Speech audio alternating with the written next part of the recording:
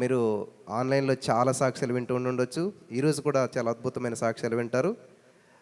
మీలో కొంతమంది సాక్ష్యాలు చెప్పడానికి చాలా ఇబ్బంది పడుతున్నారు. ముందుకు రావడానికి కానీ, లేకపోతే వెళ్ళిపోయేటప్పుడు వచ్చి నాకు ధైర్యం సరిపోలేదండి అని చెప్పి బాధపడుతున్నారు. ఈ సమయంలో మన మధ్యన సహోదరి ప్రణీత గారు ఉన్నారు. ఒకసారి లేచి నిలబడండి సిస్టర్, ముందుకు వస్తే మంచిది. ఇక్కడ నుంచి మీలో ఎవరైనా సాక్ష్యాలు చెప్పడం ఇబ్బంది అయినట్లయితే సహోదరి మనకి ఇక్కడ నుంచి హెల్ప్ చేస్తారు. సో మీకు ఎవరికైనా ఏదైనా సాక్ష్యం చెప్పాలన్నా సహోదరికి తెలియజేస్తే మరి సహోదరి విని మీ యొక్క సాక్ష్యాన్ని చక్కగా మనకి మైక్లో అందరికీ వినిపడేలా తెలియజేస్తారు. మీకు ఏ సందేహాలు ఉన్నా కూడా సహోదరిని అడగొచ్చు. మీ జీవితంలో దేవుడు చేసిన అద్భుతం జీసస్ ఆల్మైటీ గాడ్ మినిస్ట్రీస్ ద్వారా చక్కగా దేవుడు మీ జీవితంలో చేసిన అద్భుతాలు అవ్వచ్చు.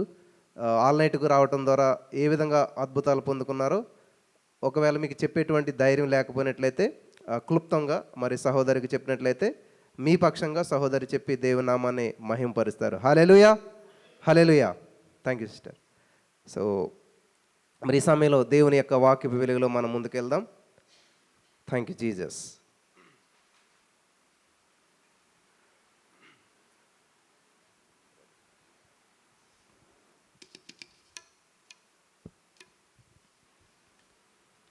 హల్లెలూయా, హల్లెలూయా. చురుకుగా నుండుట గొప్ప భాగ్యం. ఎంతమంది భాగ్యవంతులు ఉన్నారు? చేతులు ఎత్తమలేదు నేను. హల్లెలూయా. మరి అదే ఎంత చురుగ్గా చెప్తున్నాం అన్నది మనకు అక్కడ తెలిపోతుంది అనమాట. పిండి కొలిదే రొట్టె అంట. అంటే మనం ఎంత చురుగ్గున్నామో దాన్ని బట్టి తెలిసిపోతుంది మనం అంత భాగ్యవంతులు అని. హల్లెలూయా, హల్లెలూయా. ఎంత ఈజీగా భాగ్యవంతులు అవటానికి దేవుడు ఒక చక్కటి అవకాశం ఇస్తే చాలామంది ఈ రోజున బద్ధకంతో, బాధతోటి, చింతతోటి, సమస్యతోటి గడుపుతూ ఉన్నారు.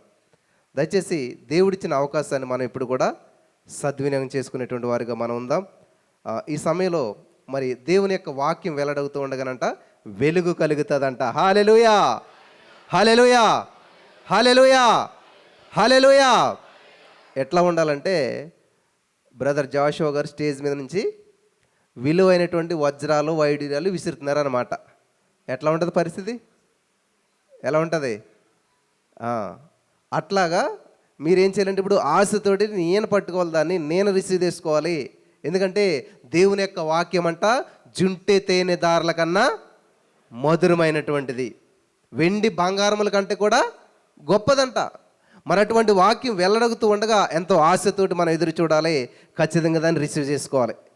ఎప్పుడైతే వాక్యం వెళ్ళడగుతున్నదో వెలుగు కలుగుతుందంట.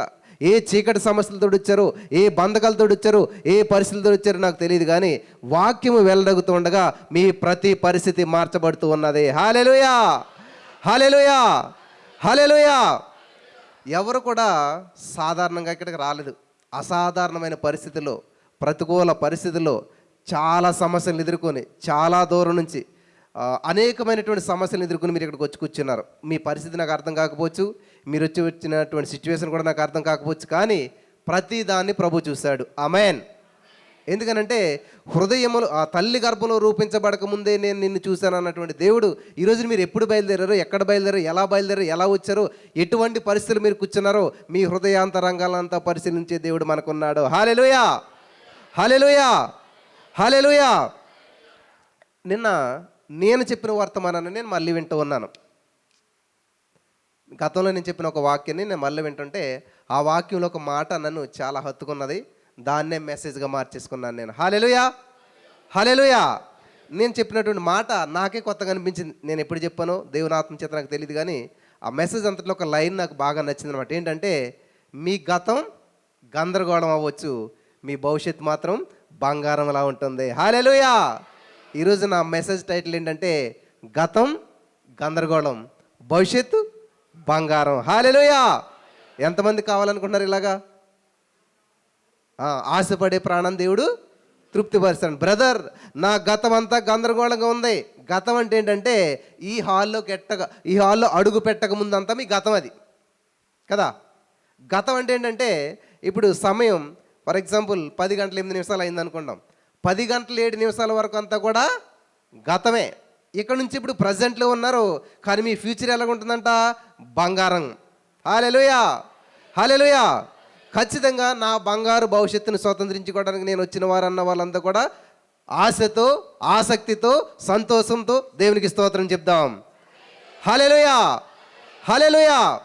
కాబట్టి మీ పరిస్థితి ఎలాగుందో నేను అడగట్లేదు, మీ గందరగోళం ఎటువంటిదో నేను అడగట్లేదు, మీ గతం ఎటువంటిదో కూడా నేను అడగట్లేదు. ఎప్పుడైతే దేవుని దగ్గరికి వచ్చామో ఇక్కడ ఒక వాక్యం మనకు సెలవిస్తూ ఉంది. అపోస్తలుడైన పౌలు గారు కొరింథీయులకు రాసినటువంటి 2వ పత్రిక 5వ అధ్యాయం 17వ వచనం చూసినట్లయితే అక్కడ దేవుని వాక్యం సెలవిస్తుంది ఏంటంటే, కాగా ఎవడైనను క్రీస్తునందున్న వాడు నూతన సృష్టి, పాతవి గతించెను, ఇదిగో క్రొత్తవాయెను. స్తోత్రం దేవా. సర్వోన్నతుడా, ఈ యొక్క సమయంలో నీ యొక్క వాక్యం వెల్లడగుతూ ఉండగా వెలుగు కలగాలి, పాతవి గతించాలి, సమస్తము క్రొత్తవ్వాలి. హల్లెలూయా. దేవా, ఈ యొక్క వాక్యం విన్న వారందరి జీవితంలో అద్భుతాలు, ఆశ్చర్యకార్యాలు చేసి నడిపించమని యేసు నామములో ప్రార్థించి నమ్మి పొందుకుని ఉన్నాం తండ్రి, ఆమేన్. భవిష్యత్తుని మనం నిర్మించుకోవటానికి వచ్చాం. సో మన భవిష్యత్తు నిర్మించుకోవాలంటే మనం ఏం చేయాలి? పలకాలి. పలికితే కలుగుతుంది, పలికితే కలుగుతుంది. జీవ మరణాలు నాలుక వశం. కాబట్టి మనం భవిష్యత్తుని ఎలా నిర్మించుకుంటాం అంటే ప్రతిరోజు నువ్వు పలకటం ద్వారా నీ భవిష్యత్తును నువ్వు నిర్మించుకుంటావు. హల్లెలూయా, హల్లెలూయా, హల్లెలూయా. కాబట్టి భవిష్యత్తు నిర్మించుకునేటువంటి పనిలో మనం ఉన్నప్పుడు మరి నోట్లోంచి ఏం పలకాలంటే మంచి మాటలే పలకాలి. ఎవడైనా క్రీస్తునందున్నడలా వాడు నూతన సృష్టి, పాతవి గతించిపోయాయి. అంటే నీ పాత జీవితం ఎలాగుందో దాని గురించి మీరు ఆలోచించవలసిన అవసరం లేదు, పట్టించుకోవాల్సినటువంటి పని అసలే లేదు. కానీ చాలామంది ఏం చేస్తారంటే పాత విషయాలను ఆలోచన చేస్తూ పాత జీవితాన్ని మరలా గుర్తు తెచ్చుకుంటూ ఉంటారు. దయచేసి గతం గతః, యేసుక్రీస్తు ప్రభువు అంట నీ దోషాలు నేను ఎన్నటికీ కూడా జ్ఞాపకం చేసుకోను. కానీ మనమైతే పలానా పలానా సంవత్సరంలో నువ్వేమన్నావో తెలుసా, నువ్వు నాకు ఏం చేసావో తెలుసా అని గుర్తుపెట్టుకుంటూ ఉంటాం. కానీ దేవుడు అటువంటి వాడు కాదు. నీ పాపాలు, నీ దోషాలు తూర్పుకి పడమటికి ఎంత దూరమో అంత దూరం చేసేసాడంట. ఇక వాటిని ఎన్నటికీ నేను గుర్తు తెచ్చుకొని అంటున్నాడు. ఈరోజు నీ యొక్క వాక్యం వింటున్నటువంటి వారందరి జీవితాల్లో ఖచ్చితంగా పెను మార్పులు సంభవిస్తాయని చెప్పి నేను ఆశపడుతూ ఉన్నాను. ఎందుకనంటే మత్తయి సువార్త 11వ అధ్యాయం 28వ వచనంలో, ప్రయాసపడి భారం మోసుకొనిచున్న సమస్త జనులారా నా యొద్దకు రండి, నేను మీకు విశ్రాంతిని కలిగజేస్తాను. హల్లెలూయా, హల్లెలూయా. నాకు ఒక పోస్ట్ వచ్చింది, ఏంటంటే ఒక ఇమేజ్ పంపించారనమాట. ఏంటంటే అందులో ఒక టార్టాయిస్ ఉంది, చాలా కష్టంగా పాకుతూ దేకుతూ వస్తూ ఉంది. దాని తర్వాత ఒక చిరుత కనిపించింది. ఈ టార్టాయిస్ చిట్టు వస్తుంటే ఈ చిరుత ఏం చేస్తుందంటే దానికి ఆపోజిట్ వెళ్తుంది. అత్యంత వేగంగా వెళ్ళేటువంటి చిరుత కదా, చాలా దూసుకుని వెళ్తూ ఉందన్నమాట. దాని కింద ఒక మ్యాటర్ రాశారు ఎవరు, ఏంటంటే ప్రజలంతా కూడా చర్చికి వెళ్ళేటప్పుడు ఇలా టార్టాయిస్లాగా వెళ్తారు, పాటలు అయ్యాక వెళ్తారు, ఆరాధన అయ్యాక వెళ్తారు, ఆకార ప్రార్థనకి వెళ్తారు. ఇలాగా వాళ్ళు చెప్తూ ఉన్నారు. నిజంగా చాలా మట్టుకి మనందరికి నవ్వుతున్నాం. అంటే మనం అలాగే వస్తుంటుంటాం అనమాట. అంటే ఎప్పుడైతే అదంతా అయిపోయిందో చివరి సమయంలో మనం ముగింపుకు వస్తూ ఉంటుంటాం. ఆల్మోస్ట్ చాలా పనులు ఉంటాయి కాబట్టి. అయితే చిరుత పూలు ఏం చేస్తుంది, ఒక్క క్షణంలో ఎక్కడికి ఉంటుంది అనమాట. అంత వేగంగా వెళ్తుంది అది. అంటే ఎప్పుడు ఆమెను అంటారా, ఆమెను వెంటనే సర్దుకుని వెళ్ళిపోతారు. 2 నిమిషాలు ఎవరు కనిపించరు ఇక్కడ.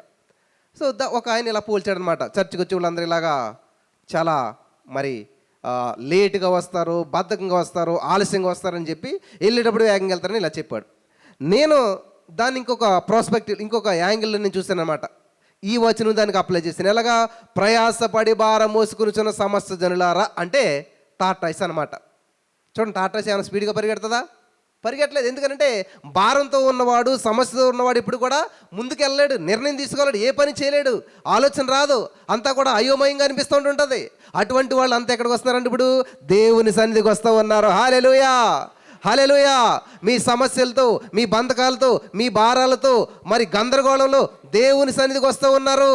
మీ సమస్యలు మోయలేక, వాటిని భరించలేక, వాటి నుంచి బయటపడలేక, నీకు నప్పుని తీర్చుకోలేక, నీకు మరి భర్త భార్యలు వేరే వేరే ప్లేసులు ఉన్నారు, వేరే వేరే ఉద్యోగాలు, వేరే వేరే స్థితులు, ఇలాగా చాలా ఫోన్లు వస్తుంటాయి నాకు.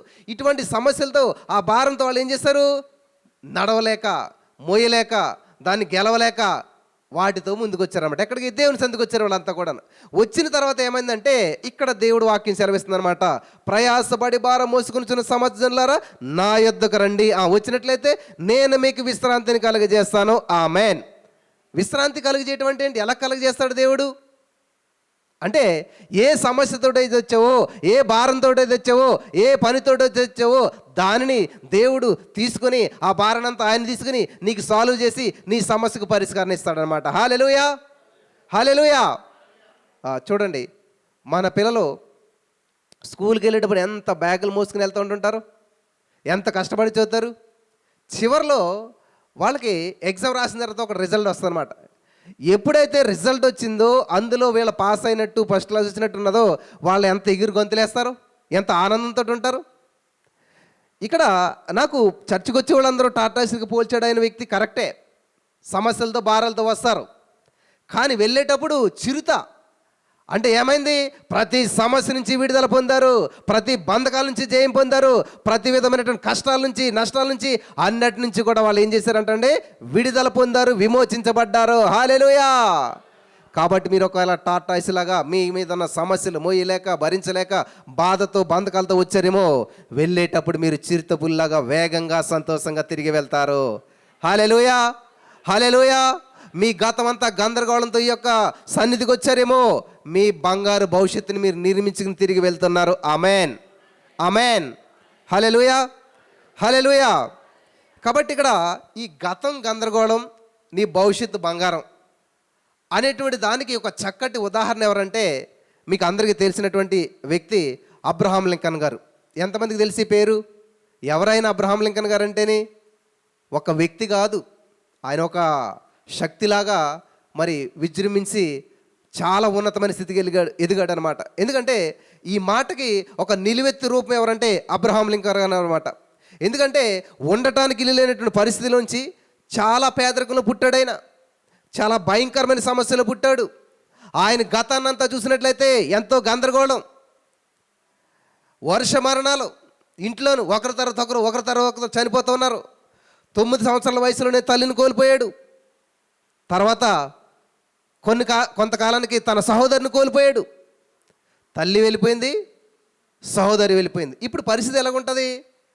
ఆయన ఒక అమ్మాయిని ఇష్టపడ్డాడు, ఒక ఆమెను ఇష్టపడ్డాడు. ఇష్టపడ్డ ఆమె కూడా కొన్నాళ్ళకి ఆమె కూడా ఇలాగా ప్రతీది కూడా తట్టిందల్లా కూడా ఏమవుతుంది? ఏది చేస్తే అది సర్వనాశనం అయిపోతుంటే మనిషికి జీవితం పట్ల ఏమవుతుందంటే విరక్తి కలిగిపోతుంది. ఇంకెందుకు వచ్చింది జీవితం, నేను ఇంకెందుకు బ్రతకాలి, నేను ఇంకెందుకు జీవించాలి, ఇంకా నా బ్రతుకు ఎందుకు అనేటువంటి ఆలోచన ఖచ్చితంగా వస్తుంది. ఇలాగా ఈయన మరి ఎంతో డిప్రెషన్లోకి వెళ్ళిపోయాడు. ఓటమి, గందరగోళం, ఈ ఓటమి గందరగోళం మధ్యన ఆయన తీవ్రమైనటువంటి మరి డిప్రెషన్ గురైపోయాడు. ఆయన ఒక కొటేషన్ రాసుకున్నాడంట బైబిల్లో. ఏమనంటే, నేను ప్రపంచంలోనే అత్యంత దురదృష్టవంతుణ్ణి అని రాసుకున్నాడంట ఆయన. చూసారా ఏం రాసుకున్నాడంట ఆయన? ఈ మాట మీరు చాలామంది అని ఉంటారులేండి, ఎక్కడ రాసుకోకపోయినా కానీ, నేను ప్రపంచంలోనే అత్యంత దురదృష్టవంతురాల్ని, నేను ప్రపంచంలోనే అత్యంత దురదృష్టవంతుడిని అనేటువంటి మాట మీలో చాలామంది రాసుకుని ఉంటుంటారు. ఎందుకనంటే మీరు వెళ్తున్న సిచ్యువేషన్ అలాగ ఉన్నది, మీకున్న పరిస్థితులు అలాగ ఉన్నాయి, మీరు జీవిస్తున్నటువంటి జీవితం అలాగ ఉన్నది, మీ చుట్టుపక్కల వారు మిమ్మల్ని అలా చూస్తున్నారు. కాబట్టి ఏం చేసినా కూడా అంతా కూడా మరి ప్రతికూలంగా జరుగుతుంది, గందరగోళంలో జరుగుతూ ఉన్నాయి. కాబట్టి మీకు ఏమనిపిస్తుంది? ఇప్పుడు నా అంత దురదృష్టవంతురాలు లేదు, మా కుటుంబంలో నేనే ఇటువంటి పరిస్థితిలో ఉన్నాను, మా వాళ్ళు అందరూ బాగున్నారు, మా ఫ్రెండ్స్ అందరూ బాగున్నారు అనేటువంటి ఆలోచన మీకు వచ్చినప్పుడు ఏం చేయాలంటే, నీ పరిస్థితి నువ్వు చూసుకోకూడదు, నీ వైపు నువ్వు చూసుకోకూడదు. పేతురు గారు ఒక సిచ్యువేషన్ ఎదురైంది. 10 మంది వెనకాల ఉన్నారు, ఒక్కడు ముందు ఉన్నాడు. 10 మంది వెనకాల ఉన్నారు, ఒక ఆయన ముందు ఉన్నాడు. 10 మంది బోట్లో ఉన్నారు, సేఫ్గా ఉన్నారు, ఒక ఆయన నీటిలో ఉన్నాడు. జాగ్రత్తగా వినాలి ప్రియులారా. జీవితం ఎప్పుడు కూడా ఎలా ఉంటుందంటే నీటి మీద నడకలాగా ఉంటుంది అనమాట. ఇక్కడ 10 మందితో క్షేమంగా అక్కడ కూర్చోవాలా, లేకపోతే ప్రత్యేకంగా ప్రభు వైపు చూస్తూ ముందుకెళ్ళాలా? Choice is yours. Decision making నీ మీద ఆధారపడుతుంది. నీ భవిష్యత్తు బంగారంగా నిర్మించబడాలంటే నువ్వు తీసుకునే డెసిషన్ మీద ఆధారపడి ఉంటుంది, నువ్వు తీసుకునే నిర్ణయం మీద ఆధారపడి ఉంటుంది. చాలామంది ఎర్లీ మార్నింగ్ లేచి ప్రార్థన చేయమంటే, ఈ మధ్యన కొంతమంది సేవకులు చాలా ఆశ్చర్యం అనిపిస్తుంది, ఎర్లీ మార్నింగ్ చేస్తేనే దేవుడు ఆలకిస్తాడా అంటే వేరే టైంలో దేవుడు ఆలకించడా? ఏ టైంలో దేవుడికి ఆలకిస్తాడు. నీవు నాకు మొరపెట్టి నేను నీకు ఉత్తరం ఇస్తానన్నాడు. కానీ మరి దేవుడు ఎందుకని ఎర్లీ మార్నింగ్ చీకటితోటి పెందరగడ్డలు వేసి ప్రార్థన చేశాడు? ఆయన అరణ్యానికి వెళ్ళి ప్రార్థన చేశాడు ఎందుకని? ఏ సమస్య ఉంది ఆయనకి? ఏ బాధ ఉన్నది? ఆలోచించారు ఎప్పుడన్నాను? మనకంటే లేస్తే సమస్య, కూర్చుంటే సమస్య, నడిస్తే సమస్య, తింటే సమస్య, తినకపోతే సమస్య, ప్రతిదీ సమస్యే. అయినా కానీ ప్రార్థించడానికి అస్సలు ఇష్టపడం. ఇప్పుడు ఎర్లీ మార్నింగ్ 3:30 లేసి ప్రార్థన చేసినట్లయితే, మంచాన్ని మొత్తం జయించినట్లయితే ఎటువంటి సమస్యనైనా జయిస్తామని చెప్పి నేను జనాలను ఎంకరేజ్ చేస్తూ ఉంటుంటే ఇంకొక ఆయన వచ్చి అంటాడు, అలాగేమీ లేదు, నువ్వు ఎప్పుడు ప్రార్థన చేసినా దేవుడు ఆలకిస్తాడు. ఇప్పుడు నీకు మేలు చేసినట్ట కీడు చేసినట్ట? ఆయన చేయడు, చేసేవారిని చేయనివ్వరు. ఇప్పుడు ఎర్లీ మార్నింగ్ లేచి ప్రార్థన చేయడం అనేటువంటిది ఏంటి? ఒక డిసిప్లిన్. నీకు ఇష్టం వచ్చినప్పుడు, నీకు మేలుకి వచ్చినప్పుడు ప్రార్థన చేయడం అనేటువంటిది ఆ డిసిప్లిన్ ఎందుకు అవుతుంది? ఇప్పుడు రోడ్డుకి ఎడం పక్కన వెళ్ళదు, అది ఒక పద్ధతి, అది ఒక రూల్. అది అలాగే వెళ్ళాలన్న ఏమి లేదు, ఎలాగెళ్ళినా పర్లేదంటే ఏమవుతుంది? ఎవరికి నష్టం? రోడ్డుకి నష్టమా? కాదు. ఇక్కడ దేవుడు మనకు చక్కటి మాదిరిని చెల్లాడంట. ఆయన పెందల కాడనే చీకటితో లేచి అరణ్యానికి వెళ్ళి ప్రార్థన చేశాడు. దేవుడు ఏం చెప్తాను? నేను పరిశుద్ధుడిని కాబట్టి మీరు కూడా, నేను క్షమించాను కాబట్టి, నేను ప్రేమించాను కాబట్టి, ఇంకా అన్నీ దేవుడు చెప్పాడు కదా. కాబట్టి ప్రతిదీని నేను ఎర్లీ మార్నింగ్ లేచి చీకటితో ప్రార్థన చేశాను కాబట్టి అది కూడా చెప్పాలా? ప్రతిదీ చెప్పాలా? బైబిల్లో ఉంటేనేమేం చేస్తాం. బ్రష్ చేసుకోవాలి, బైబిల్ ఎక్కడుంది? ఒకవేళ బ్రష్ చేసుకుంటే ఎవరైనా పక్కన కూర్చుంటారా? మరి బైబిల్లో లేదు కదా. నేను బైబిల్లో ఉంటేనే, అది రెఫరెన్స్ చూపిస్తేనే నేను చేస్తాను. ఇది చాలామంది యొక్క ఏమంటారు అంటే చాలా భక్తి పరులు అనుకుంటుంటారు అన్నమాట. ప్రతిదీ బైబిల్లోనే చూపించాలి, నాకు సినిమాకి వెళ్ళొద్దని బైబిల్ ఎక్కడ చూపించు అంటాడు ఒక ఆయన. బ్రష్ చేసుకొని బైబిల్లో ఉన్నదా? లేదు కదా. అలాగా ప్రతిదీ కూడా అక్కడ కనపడితేనే ఇక్కడ చేస్తారంట. ఇక్కడ అబ్రహాం లింకన్ గారి జీవితం చూసినట్లయితే గందరగోళం. తల్లి చనిపోయింది, చెల్లి చనిపోయింది, ఇంకెవరు లేరు కదా, ఏదో ఎవరినో ఇష్టపడితే ఆవిడ చనిపోయింది. ఇటువంటి ప్రతికూల పరిస్థితుల్లో మరి నేను ప్రపంచంలోనే అత్యంత దురదృష్టవంతునని చెప్పాను అనుకున్నాడు. ఆయన జీవితంలో ఒక బంగారపు మలుపు ఉన్నది. హల్లెలూయా. నా జీవితంలో చెప్పండి, నా జీవితంలో ఒక బంగారపు మలుపు ఉన్నది, ఒక బంగారపు మలుపు ఉన్నది. ఆమేన్. హల్లెలూయా. నా జీవితంలో కూడా ఒక బంగారపు మలుపు ఉన్నది. రోజుకి 18 గంటలు 40 రోజులు సూర్యకాంతి చూడకుండా చదివాను నేను.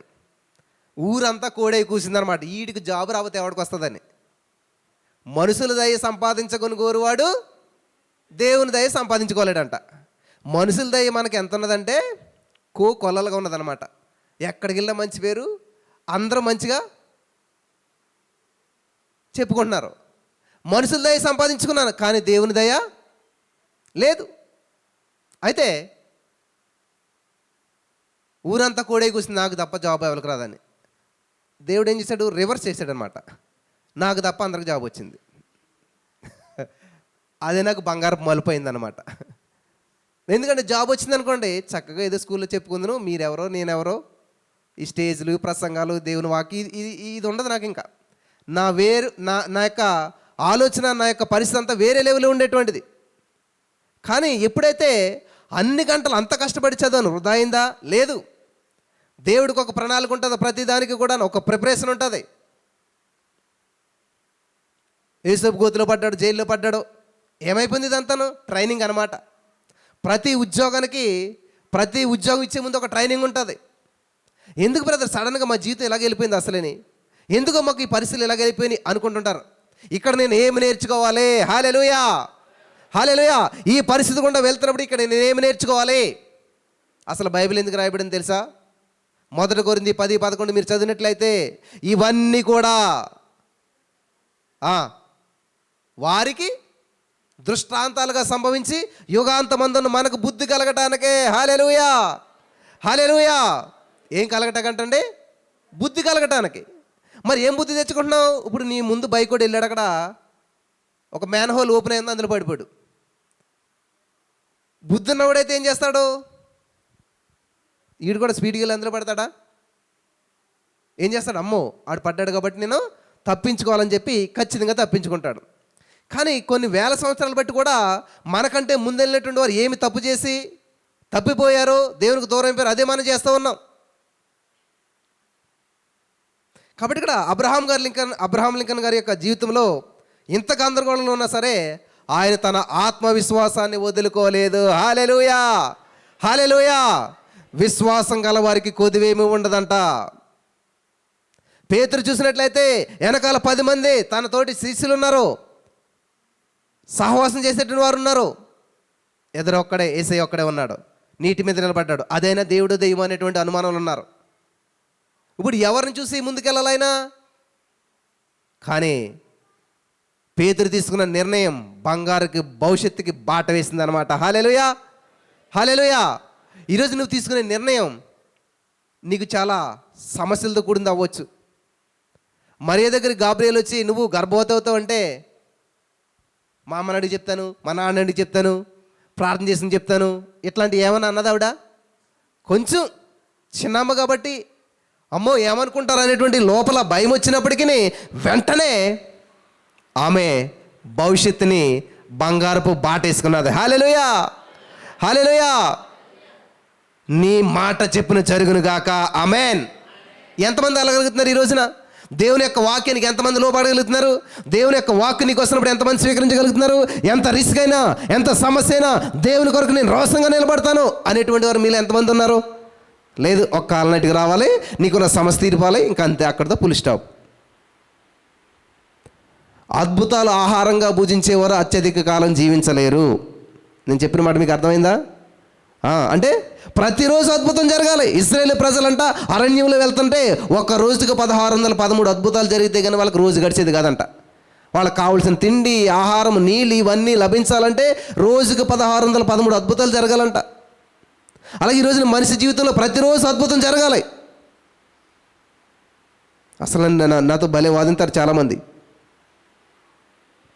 ఎందుకు బ్రదర్ దేవుడు న్యాయం చేయట్లేదు? మరి నీకు అన్ని సక్రమంగా ఉన్నప్పుడు దేవుని స్తుతించావా? ఏ సమస్య లేనప్పుడు దేవుని దగ్గరకు వచ్చావా? ఏదో ప్రతికూల పరిస్థితి వచ్చినప్పుడు, లేదో ఇది అవసరం వచ్చినప్పుడు దేవుని దగ్గరకు వస్తాను. కానీ నీ జీవితంలో ఏ సమస్య లేదు, ఏ లోపం లేదు, ఏ లోటు లేదు, అప్పుడు దేవుని సన్నిధిలో గడపగలుగుతున్నావు నువ్వు. అలా గడిపితే ఇలా ఉండం మనం. నా యవ్వన కాలంలో నేను 7వ తరగతిలో ఉపవాసం ఉంటే అందరూ అడిగారు, ఎందుకురా ఏం పాపం చేశాను అంటే, పాపం చేసిన వాళ్ళు ఉపవాసం ఉంటారా అని అడిగాను నేను. అంతే కదా, పాపం చేసిన వాళ్ళు ఉపవాసం ఉంటా, పాపం పోగొట్టుకుంటగా లేదు. నీకు ఏ సమస్య లేనప్పుడు నువ్వు దేవునికి దగ్గరగా జీవించావు అనుకో, ఎలా ఉండదు తెలుసా? మోసేకి ఏ సమస్య ఉందండి? మోసేకి ఏం బాధ ఉంది? మోసే 40 రోజులు నిద్రాహారాలు మానేసి నీళ్లు తాకుండా దేవుని దగ్గర గడిపింది ఎవరి కోసం? ప్రజల కోసం. అందుకనే ఆయన ముఖం ప్రకాశిస్తామన్నదే. హల్లెలూయా, హల్లెలూయా, హల్లెలూయా. దేవుని సంధిలో నువ్వు గడిపావు, దేవునితో నువ్వు గడిపావు అన్న దానికి సూచన ఏంటంటే నీ ముఖం ప్రకాశించాలి, నువ్వు సంతోషంగా ఉండాలి, నువ్వు గొంతులు వేస్తూ ఉండాలి, నువ్వు ఆనందంగా ఉండాలి. ఏ సమస్య ఎలాగున్నా సరే, ఎటువంటి ప్రతికూల పరిస్థితులు నీకు ఎదురైనా కానీ నువ్వు ఎలాగ ఉండాలంటే ధైర్యంగా ఉండాలి. ఆమేన్. విశ్వాసం గలవాడు కలవరపడడు. హల్లెలూయా. విశ్వాసం కలిగిన వాడు కలవరపడడు. చాలామంది చాలా కలవరంలో ఉన్నాను బ్రదర్, చాలా కలవరపడుతున్నాను అంటుంటారు. అంటే అర్థం ఏంటి? విశ్వాసం లేదని డైరెక్ట్గా చెప్తున్నాం అనమాట.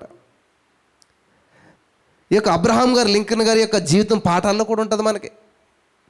ఎందుకని ఆయన పాఠ పుస్తకాల్లోకి వెళ్ళాడు? ఇల్లు లేనటువంటి వాడు, పేదరికంలో పుట్టినవాడు, అంత గందరగోళ జీవితం జీవించిన వ్యక్తి, ఆయన జీవితం గురించి మనం ఎందుకని నేర్చుకోవాల్సి వస్తుంది అంటే, అంతటి గందరగోళంలో కూడా విశ్వాసాన్ని కోల్పోలేదంట. హల్లెలూయా. వెనకున్న 10 మందిని పట్టించుకోలేదంటే పేతురు, ముందున్న ప్రభు వైపు చూస్తూ నీటి మీద అడుగులు వేశాడంట. హల్లెలూయా, హల్లెలూయా. కాబట్టి ఈ రోజున నీకు బంధువులు ఉన్నారా, స్నేహితులు ఉన్నారా, నీది పెద్ద ఫ్యామిలీనా, పెద్ద కుటుంబమా, దాన్ని బట్టి నువ్వు ఆగిపోవద్దు. యేసయ్య వైపు చూస్తూ సాగిపోవాలి. ఆమేన్. ఎందుకంటే మనుషుని నమ్ముట కంటే యెహోవాను ఆశ్రయించడం మేలు. దేవునికి మహిమ కలుగును గాక. ఒకనొక రోజున ఎటువంటి వారైనా నేను విడిచిపెట్టవచ్చు, కానీ ఏసై నేను విడిచిపెట్టడు. ఏసై నీతో మాట అంటున్నాడు, ఇదిగో యుగ సమాప్తి వరకు సదాకాలం నేను మీతో ఉన్నాను. ఆమేన్, హల్లెలూయా. ఎవరు చెప్తారు చెప్పండి ఈ మాట? సదాకాలం మీతో ఉంటారా? పెళ్లి ప్రమాణాలు చెప్తారు, మధ్యలో హ్యాండ్ ఇచ్చి వెళ్ళిపోతారు చాలామంది కదా. చాలా కుటుంబాలు చూస్తుంటుంటాం. మరి వాళ్ళ పరిస్థితి ఏంటి? కానీ దేవుడు అంటున్నాడు, ఇదిగో యుగ సమాప్తి వరకు సదాకాలం నేను మీతో ఉంటాను. మీ పిల్లల్ని 5 సంవత్సరాలు దాటి ఎవరైనా ఎత్తుకుంటారా? ఇప్పుడు నా పిల్లల్ని ఎత్తుకుంటారు, కానీ ఎత్తుకున్నా కానీ 2 నిమిషాలకు దింపేస్తాను నేను. కానీ దేవుడు ఏమంటే తెలుసా? ఇదిగో ముదిమి వచ్చే వరకు నేను నిన్ను ఎత్తుకుంటాను. హల్లెలూయా. ప్రపంచంలో ఎవరైనా నీ మాట చెప్పారా? చేశారా? ఇప్పుడు మనకు ఒకరంటే ఇష్టం అనుకోండి, ఏం చేస్తాం? వాళ్ళకి ఏ వస్తువులు అంటే ఇష్టం, ఏ కూర అంటే ఇష్టం, ఏదంటే ఇష్టం, వాళ్ళకి ఏమున్నాయి అన్నీ తెలుసుకుంటాం కదా.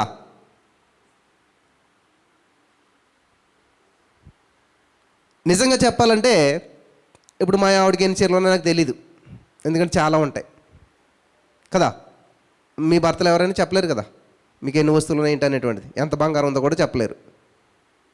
కానీ దేవుడు మనల్ని ఎంతగా ప్రేమిస్తున్నాడు అంటేనంట, నీ తల వెంట్రుకలన్నీ నేను లెక్కించాను. అసలు ఎవడన్నా ప్రపంచంలో తల వెంట్రుకలు లెక్కించిన వాళ్ళు ఎక్కడన్నా చూసారు మీరు? చూసారా? మరి దేవుడు మన ప్రతి దాన్ని లెక్కించినప్పుడు ఎవరన్నా లేచి నాకు ఇక్కడ చేయి నొప్పి వస్తుంది, దేవుడికి ప్రార్థన చేస్తే ఇలా చెప్పాడు అని అంటే దాన్ని పెద్ద కామెంట్ చేస్తారు. అంటే తల వెంట్రుక అంటే చేయి విలువైందే కదా, కదంటారా? విలువైందే కదా. అంటే ప్రతి చిన్న విషయాన్ని కూడా దేవుడు పట్టించుకుంటాడా? ఖచ్చితంగా పట్టించుకుంటాడు. ఇప్పుడు నా కూతురు వచ్చి ఆడుకుంటుంటే ఆ కాలుకి ఏదో చిన్న బురద అయింది అనుకోండి, వచ్చే నా దగ్గరికి చెప్తుంది. నేనేమంటాను? వెంటనే బురదను తుడిచేస్తాను, కడిగేస్తాను. పట్టించుకోద్దామా చిన్నదాని అంటానా? అలాగే దేవునికి మనం బిడ్డలం. మన జీవితంలో ఎటువంటి చిన్న సమస్య అయినా సరే దాన్ని పట్టించుకుంటాడు. హల్లెలూయా. అరచేతిలో నేను నిన్ను, ఇప్పుడు మీ అరచే ఎంత ఉన్నది? ఒకవేళ మీ పిల్లలు 4 పిల్లలు అనుకోండి, మీ 4 పిల్లల ఫోటోలు ఇందులో వేసుకోగలుగుతారా? ఇంపాసిబుల్. మరి అట్లాంటిది ప్రపంచం ఎంత ఉన్నది, అందులో ప్రజలు ఎంతమంది ఉన్నారో, మరి వీళ్ళందరినీ చెక్కుకోవాలంటే ఇప్పుడు చెక్కుంటాడు యేసయ్య? ఎంతమంది చెక్కుంటాడు? నాకు ఆలోచన వచ్చిందన్నమాట, ఇది నిజమా కాదా కదా. ప్రతి వాళ్ళతోటి కనపడ్డ వాళ్ళందరితో నేను ప్రేమిస్తాను అంటుంటాం, మనం నువ్వంటే చాలా ఇష్టం అంటుంటాం, నీకోసం రోజు ప్రార్థన చేస్తామంటారు. మరి అది ఎంత నిజం నాకు తెలియదు, కానీ అంటారు కదా మీరు అందరూ, అజ్జి బాబు నీకోసం రోజు ప్రార్థన చేస్తానంటారు. అలాగే దేవుడు అంటాడంటే, చూడు నా చేతులు నేను చెక్కుని ఉన్నాను, ఎవరు చూస్తే వాళ్ళతో అంటుంటాడు. మరి ఎంతమందిని చెక్కుంటాడు ఆయన? అంటే అందరిని చెక్కుకుంటాడు. ఎలాగా అంటే మన అరచేయి ఎంత ఉన్నదంట? ఆకాశము నా సింహాసనము, భూమి నా పాదపీఠం. అటువంటి ఆకాశాన్ని ఏం చేయడంట ఆయన? జానతో కొలిచాడంట. హల్లెలూయా, హల్లెలూయా. ఆకాశాన్ని జానతో కొలిచాడంట ఆయన. ఇప్పుడు ఆకాశాన్ని జానతో కొలిచాడు. ఈ ఆకాశంలో భూమి ఎంత? ఆ భూమిలో మనం ఎంత? అంటే మనలాంటి ఎంతమంది మనుషులని ఆయన చేతిలో చిక్కుకున్నా కానీ అరచేతిలో చిన్న పార్ట్ కూడా అవదనమాట ఆయనకి. హల్లెలూయా. అర్థమైందా? సో దేవుడు ప్రతి వారిని ఆయన అరచేతుల్లో చెక్కుకొని ఉన్నాడు. ఆయనకి మించినటువంటి ప్రేమ కలిగిన వారు ఇంకెవరో కూడా ఈ లోకంలో లేరు. హల్లెలూయా, హల్లెలూయా, హల్లెలూయా. కాబట్టి ఇక్కడ ఇంత గందరగోళంలో కూడా ఆయన ఆత్మవిశ్వాసాన్ని కోల్పోలేదు. ప్రతి ఓటమిని కూడా ఒక పాఠంగా మార్చుకున్నాడు. ప్రతి ఓటమిని కూడా ఒక పాఠంగా మార్చుకున్నాడు. ఈరోజు మన జీవితంలో కూడా అందరికీ ఓటమి ఎదురవుతుంది. మేము కూడా చాలా విషయాల్లో ఫెయిల్ అయిపోయాం, చాలా విషయాల్లో నిరుత్సాహపడ్డాం. కానీ అక్కడ ఒక పాఠం నేర్చుకుని ఎందుకు ఇది ఇలా జరిగింది, ఎందుకు ఈ విషయంలో ఇలా జరిగింది అని వెంటనే రెక్టిఫై చేసుకుని ముందుకు వచ్చినప్పుడు దేవుడు అద్భుతమైన విజయాలు ఇస్తూ ఉన్నాడు. ఆమేన్, ఆమేన్, హల్లెలూయా, హల్లెలూయా. ఇక్కడ 1860 సంవత్సరంలో అబ్రహాం లింకన్ గారు అమెరికాకు 16వ అధ్యక్షుడయ్యాడు. హల్లెలూయా. చూడండి, గతం అంతా గందరగోళం, పేదరికం, ఇంటి నిండా మరణాలు, భయంకరమైనటువంటి పరిస్థితులు. అయితే ఆయన విశ్వాసాన్ని కోల్పోలేదు. ఈరోజు నీ మాటలు వింటున్న ప్రియమైనటువంటి సహోదరి స్నేహితులారా, నీ భవిష్యత్తు ఎలా ఉంటుందని భయపడుతున్నావా? నీ గతం ఎలా ఉంది? గందరగోళంలో ఉన్నారా? మీ జీవితంలో ప్రతికూల పరిస్థితులు కూడా మీరు వెళ్తున్నారా? అనుకున్నవన్నీ కూడా ఆందోళనకరంగా మారిపోయాయా? దయచేసి విశ్వాసాన్ని కోల్పోవద్దు. ఎందుకంటే దేవుడు నమ్మదగినవాడు. ఆమేన్, హల్లెలూయా. చరిత్రలో అత్యంత ప్రభావవంతమైన నాయకుడిగా నిలిచాడు. ఎవరంటండి? Abraham Lincoln. అమెరికాకు అధ్యక్షుడు అయ్యాడంటే ఆయన పేదరికంలో పుట్టి చాలా ప్రతికూల పరిస్థితుల్లో ఎన్నోసార్లు మరెన్నో పదవులకు పోటీ చేసి అనేక సార్లు ఓడిపోయాడు. అనేక పరిస్థితులు గుండా వెళ్ళాడు ఆయన. ఏది ఏమైనా కానీ దేవుణ్ణి విడిచిపెట్టలేదు, విశ్వాసాన్ని విడిచిపెట్టలేదు. అబ్రహాం అంటే ఎవరండి? విశ్వాసులకు తండ్రి. మంచి పేరు పెట్టుకున్నాడు ఆయన, అబ్రహాం లింకన్. ఈరోజు మనలో చాలామందికి ఇటువంటి పేర్లు ఉంటాయన్నమాట. మంచి మంచి పేర్లు ఉంటాయి, కానీ ఆ పేరుకి మన జీవితానికి సంబంధం ఉండదు. నా జీవితంలో 17వ సంవత్సరంలో బాప్తిసం తీసుకోవాలని ఆశ కలిగింది. మా నాన్నగారు వాళ్ళు అన్నారు, ఆటంకం, వెళ్ళు చర్చికి ప్రార్థన చేసుకో. ఇందాక కూడా ఎవరు ఫోన్ చేశారు నాకు, వాళ్ళ ఆయన అలాగన్నాడంట, చర్చికి వెళ్ళి ఏం చేసుకోగానే బాప్తిసం తీసుకోవద్దని. నాకు అదే కండిషన్. అప్పుడు వెళ్ళు చర్చికి ప్రార్థన చేసుకొని బాప్తిసం తీసుకోవద్దు, బాప్తిసం తీసుకుంటే నీకు ఉద్యోగం రాదు, ఇట్లా కండిషన్ పెట్టారు. ఓపిక పట్టాను 2 సంవత్సరాలు, ఎప్పటికీ ఆదా అవ్వట్లేదు. అంతే. నేనేం చేశానంటే ఇంకొక రోజు డిసైడ్ చేసుకున్నాను, ఈరోజు నేను యేసుని స్వీకరిస్తాను. ఆ రోజు నా పుట్టినరోజు అనమాట. ఈ పుట్టినరోజు కన్నా ఆ పుట్టినరోజు ముఖ్యమని చెప్పి నైట్ 11 గంటలకు నేను బాప్తిసం తీసుకోవటానికి డిసైడ్ అయిపోయాను. నాకు పేరు పెడతానికి ఒక పాస్టర్ గారు ఏదో ఊరు నుంచి వస్తూ ఉంటున్నానంట. ఆ బస్సులో ప్రయాణం చేస్తున్నప్పుడు దేవుడు ఒక పేరు పెట్టమని చెప్పాడంట. ఏమిటా పేరంటే, అసాధ్యాలను సుసాధ్యం చేసినటువంటి వాడు ఒక ఆయన ఉన్నాడు బైబిల్లోను, ఆయనే యెహోషువ. హల్లెలూయా, హల్లెలూయా. ఆయన వచ్చి ఆ పేరు పెట్టాడనమాట. నీ పేరు తెలుగులో అయితే యెహోషువ, ఇంగ్లీష్లో అయితే జోషువా. ఎందుకని ఈ పేరు పెడుతున్నానంటే, అది అసాధ్యం అనుకుంటారు, అది ప్రతికూల పరిస్థితి అనుకుంటారు, ఆ విషయంలో ముందుకెళ్తాక ఆటంకం అనుకుంటారు. కానీ అటువంటి విషయాల్లో దేవుడు నిన్ను నిలబెట్టి విజయం ఇస్తావన్నాడు. హల్లెలూయా.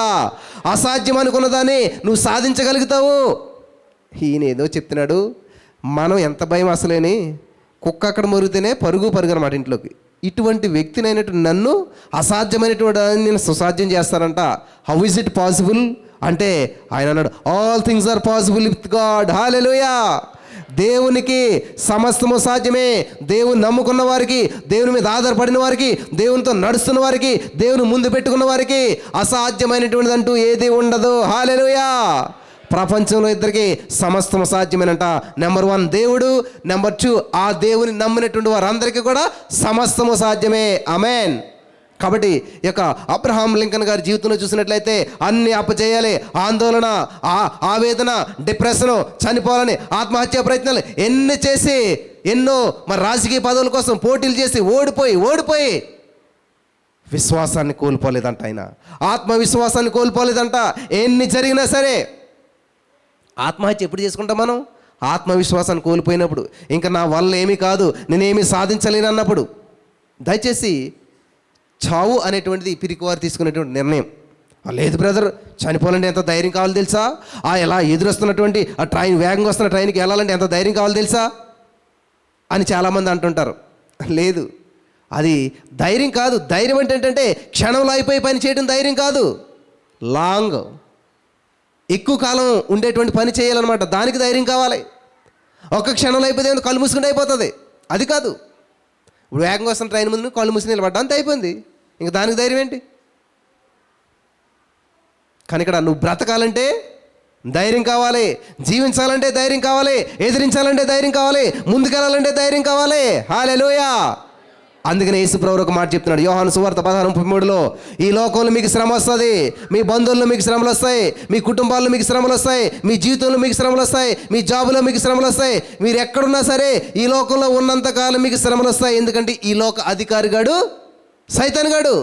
కానీ ఆ అధికారి కంటే మీకు అధికారాన్ని ఇచ్చాను, ఆ అధికారాన్ని ఉపయోగించినంత కాలం నువ్వు జయించలేవు. కాబట్టి శ్రమలు వస్తే నేను ఒకటే చెప్తున్నాను, ఏంటంటే ధైర్యం తెచ్చుకో. యేసుప్రభువు చెప్పారు యోహాను 16:33లో, ఈ లోకంలో మీకు శ్రమ సంబంధించిన అయినా సరే ధైర్యం తెచ్చుకో. ఎందుకనంటే నేను ఈ లోకాన్ని జయించాను, ఆమేన్. నేను ఈ యొక్క నిందను జయించాను, ఆమేన్. నేను ఈ యొక్క మరి శోధన జయించాను, నేను యొక్క ఆకలిని జయించాను, నేను యొక్క మరణాన్ని జయించాను. హల్లెలూయా. కాబట్టి ఈరోజున మరణకరమైన పరిస్థితి కూడా మీరు వెళ్తున్నారేమో, ఖచ్చితంగా జయించడానికి దేవుడు నీకు సహాయం చేస్తూ ఉన్నాడు, ఆమేన్. నేను కూడా జయించాను. 5 సంవత్సరాల లోపులో పొరపాటు నేడిస్తే నేను పోతానని చెప్పారు డాక్టర్లు అంతా కూడా. ఎందుకంటే నా ముక్కు రంధ్రాలు యొక్క నాస్ట్రిల్స్ అనేటువంటి చాలా చిన్నవన్నమాట. ఒకవేళ ఏడ్చినట్లయితే అని ఊపిరి అందక ఆ ఊపిరి ఆగిపోయి చనిపోతానని చెప్పారంట. 5 సంవత్సరాలు ఏడకుండా పెంచాలంటే ఎవరి వల్ల అవుతుంది? కానీ దేవుని మహాకృపను బట్టి, దేవుడిచ్చిన ఆయుష్ ఉంది కాబట్టి ఏ పరిస్థితులు ఎదురైనా సరే నీ మీద లారీకి వెళ్ళిపోయినా సరే నువ్వు లేచి కూర్చుంటావు. చాలా వీడియోలు చూస్తుంటాం మనం. అంత అయిపోయాడు అనుకుంటాం మనం, కానీ లేచి కూర్చుంటాడు కదా. మొన్న చూసాం మనం, బస్సు ఏదో కాలిపోయింది కదా, ఒక చిన్న కుర్రోడు మాట్లాడదాం, మా పక్కన మా చిన్నమ్మ కాలిపోయింది పక్కనే, కానీ ఆడు మాత్రం అసలు కనీసం వాడి సట్ట కూడా కాలేదనమాట. దేవుడు కాపుదల నీకుంటే ఎలా ఉంటుందంటే, నీ పక్కన 1000 మంది పడినా సరే, నీ కుడి పక్కన 10,000 మంది కూలినా కూడా ఏ అపాయం నీ వద్దకు రాదు. హల్లెలూయా. అది దేవుని వాక్యం పట్టుకోవడం అంటేనే. అంతేగాని అదిగో అక్కడికి వచ్చేసింది, ఇక్కడికి వచ్చేసింది, నాకు వచ్చేస్తుంది. నువ్వేమి గేట్లు ఓపెన్ చేసి కూర్చుంటే ఏదైనా వస్తుంది. రాకుండా వెళ్ళిపోతారు అనుకున్నది కూడా ఎందుకు గేట్ ఓపెన్ చేసి కానీ వచ్చి చూసి వెళ్తుంది.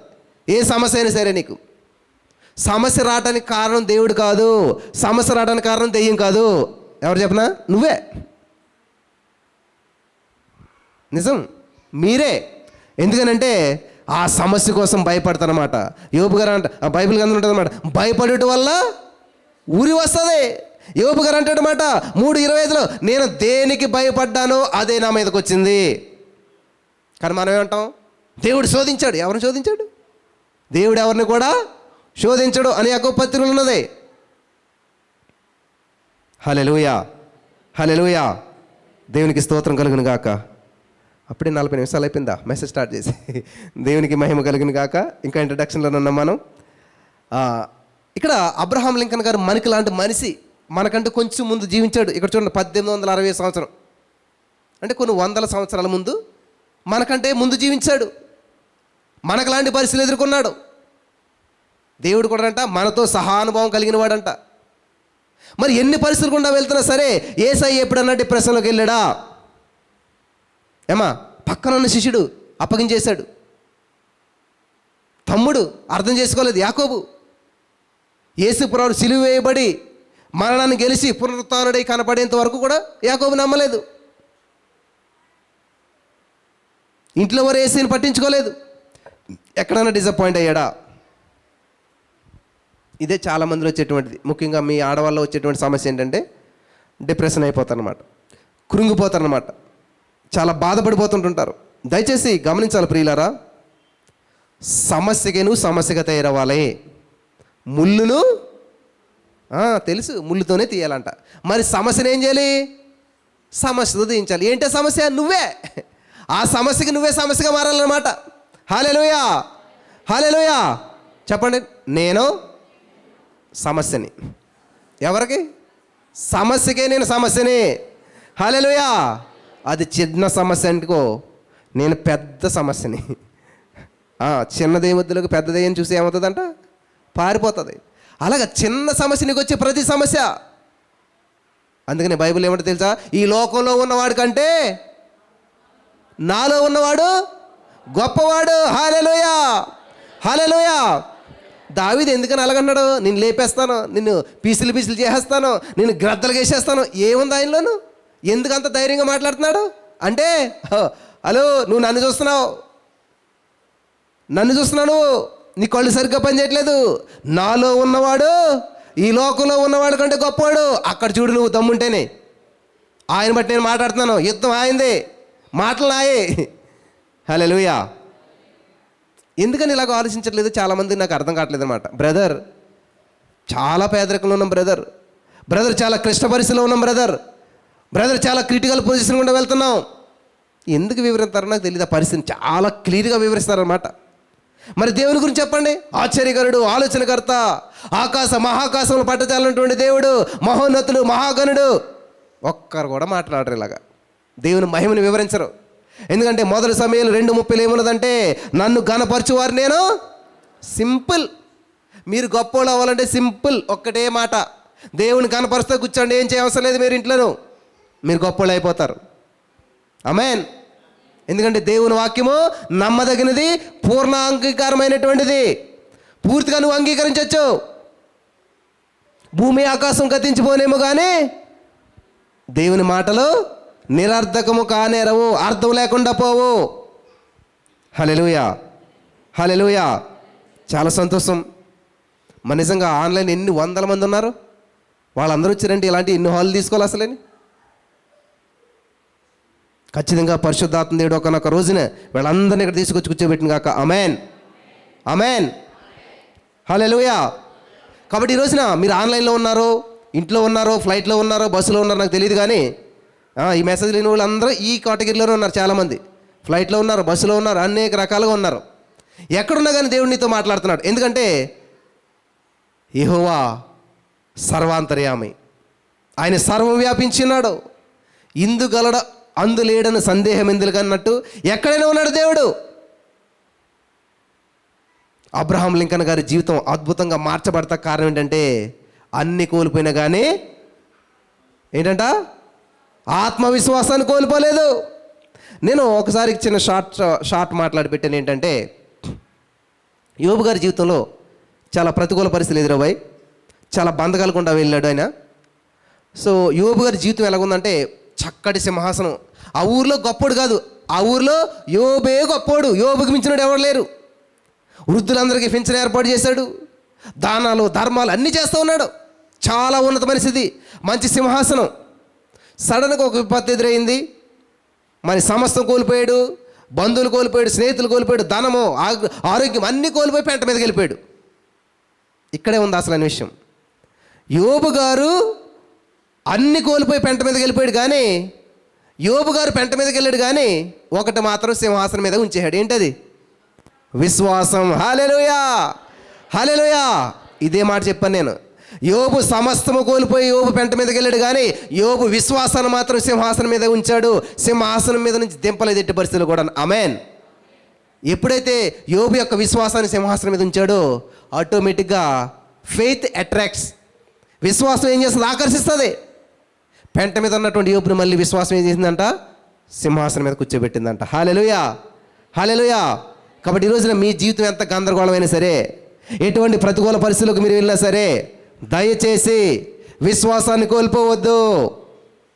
ఇంకేమో విశ్వాసం బ్రదర్, నా వయసు ఎంత అనుకుంటున్నారు, నా పరిస్థితి ఎలా ఉందనుకుంటున్నారు, ఎటువంటి సిచ్యువేషన్ కూడా నేను వెళ్తున్నాను అనుకుంటున్నారు, ఇంకేమని విశ్వాసం ఉంచాలి నేను? ప్రకటన 2:10 దేవుడు ఒక మాట సెలవిచ్చాడు. ఏమనంటే, మరణం వరకు నమ్మకంగా ఉండు, నేను నీకు జీవ కిరీటం ఇస్తాను. హల్లెలూయా. ఎప్పుడు వరకు అంటండి? పెళ్ళైదాకనా, ఉద్యోగం వచ్చేదాకనా, 7 వారాలా, 3 వారాలా, 40 రోజులా? మనకి లెక్క, ఇదే లెక్క భక్తి అంటేనే. 40 days fasting prayer brother. 40 days మళ్ళీ మామూలే. పోనీ 40 days ఏమైనా పొందుకున్నారంటే రొటీన్ మామూలే. పిల్లలు గమనించాలి, ఆచారంలో పడి మనం ముందుకెళ్ళదు, కానీ ఆత్మీయతలో మనం అనేక మందికి ఆదర్శంగా నిలబడాలి. ఆమేన్, హల్లెలూయా, హల్లెలూయా.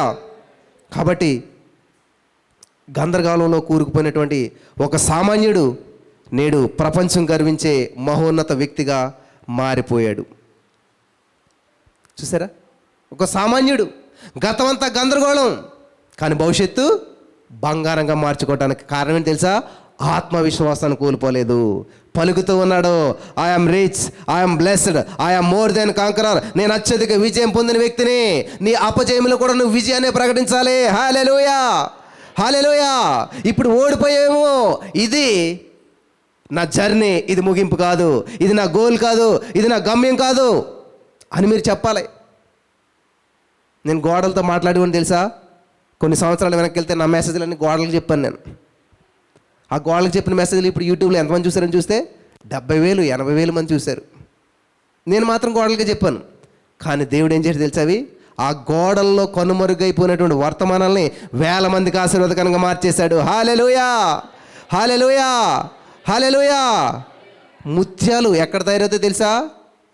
ఎక్కడో ఆకాశం నుంచి పడ్డ నీటి బిందువులంట ఆల్చిప్పల మధ్యలో పడుతుందంట. ఆ రెండు మూసుకున్న తర్వాత అంట విపరీతమైన వేడి పుట్టంట ఆ యొక్క ఆల్చిప్పల మధ్యలో అటు ఇటు ఇటు అటు తిరిగి ఈ నీటి బిందువు కొంతకాలానికి ముత్యంగా మారుతుందంట. హల్లెలూయా, హల్లెలూయా. మన జీవితం కూడా ఈ రోజున అటు ఇటు గందరగోళంలో ఉందేమో, గాఢంధకారంలో ఉందేమో, అర్థం కాని పరిస్థితిలో ఉందేమో. దయచేసి నిరీక్షణ కోల్పోవద్దు. దేవుడు నిన్ను మలుస్తూ ఉన్నాడు, దేవుడు నిన్ను నడిపిస్తూ ఉన్నాడు. యోసేపుకి దేవుడు ఒక కళనిచ్చాడు, ఒక గమ్యాన్ని చూపించాడు. కానీ జీవితం గందరగోళంగా ఉంది, ఆయన గతం అంతా గందరగోళంగా ఉంది.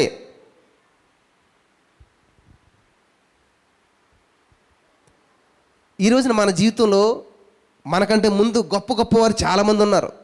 వాళ్ళని ఎప్పుడు మనం పట్టించుకోం. వాళ్ళ ద్వారా మనం ఎంతో నేర్చుకోవచ్చు ప్రతిదీని. ప్రొద్దుటేలేసి కాకులు ఏమనికి వస్తాయి?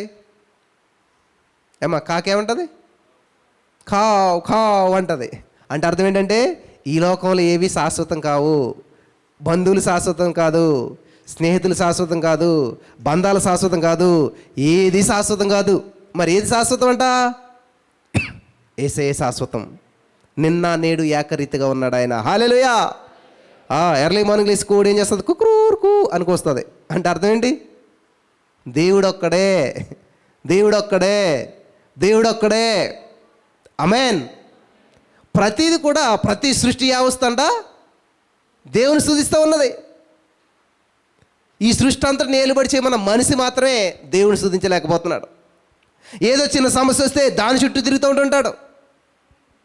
సైతానుడి యొక్క ఉద్దేశం ఏంటంటే ఏదో సమస్యలకు నిన్ను నెట్టి ఆ సమస్యతో నువ్వు పోరాడుతూ ఆ సమస్యను జయించలేక ఆ సమస్యలో ఓడిపోతే నరకానికి పాత్రుడిగా తీసుకెళ్ళాలి, వాడితో పాటు నువ్వు ఉండాలని. ప్రియులు, ఇక్కడ ఇద్దరు వ్యక్తులు కూడా ఎప్పుడు మన కోసం ఎదురు చూస్తున్నారు. నెంబర్ 1 దేవుడు, నెంబర్ 2 సైతాను. దేవుడు అంట దినమెల్లా ఆయన చేతులు చెబుతూ ఉన్నాడంట. సైతాన్ గడు కూడా ప్రతి క్షణం ఎవరిని మింగుదారన్న ఆడు చూస్తున్నాడంట. చూడండి, ఆయనేమో కాపాడటానికి చేతులు చెబుతున్నాడు, వీడేమో మింగతానికి నువ్వు రూపించేశాడు. మరి ఎవరికి దక్కుతారు ఇలాంటే? Choice is yours, choice is yours. నువ్వు తీసుకునే నిర్ణయాన్ని బట్టే సైతాన్ గడికి బలి అయిపోతావా, దేవుని హస్తాల్లోకి వెళ్తావా.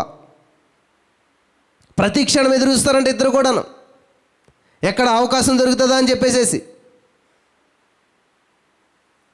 కాబట్టి జయము అపజయముకి పెద్ద తేడా ఏముండదు, ఒక అక్షరమే తేడా ఉంటుంది. చీకటి వెలుగు, క్వైట్ ఆపోజిట్. నిజం అబద్ధం, మంచి చెడు. ఇక్కడ చాలా అద్భుతంగా అనిపించింది ఇంకొక ఆమె స్టోరీ. JK Rowling.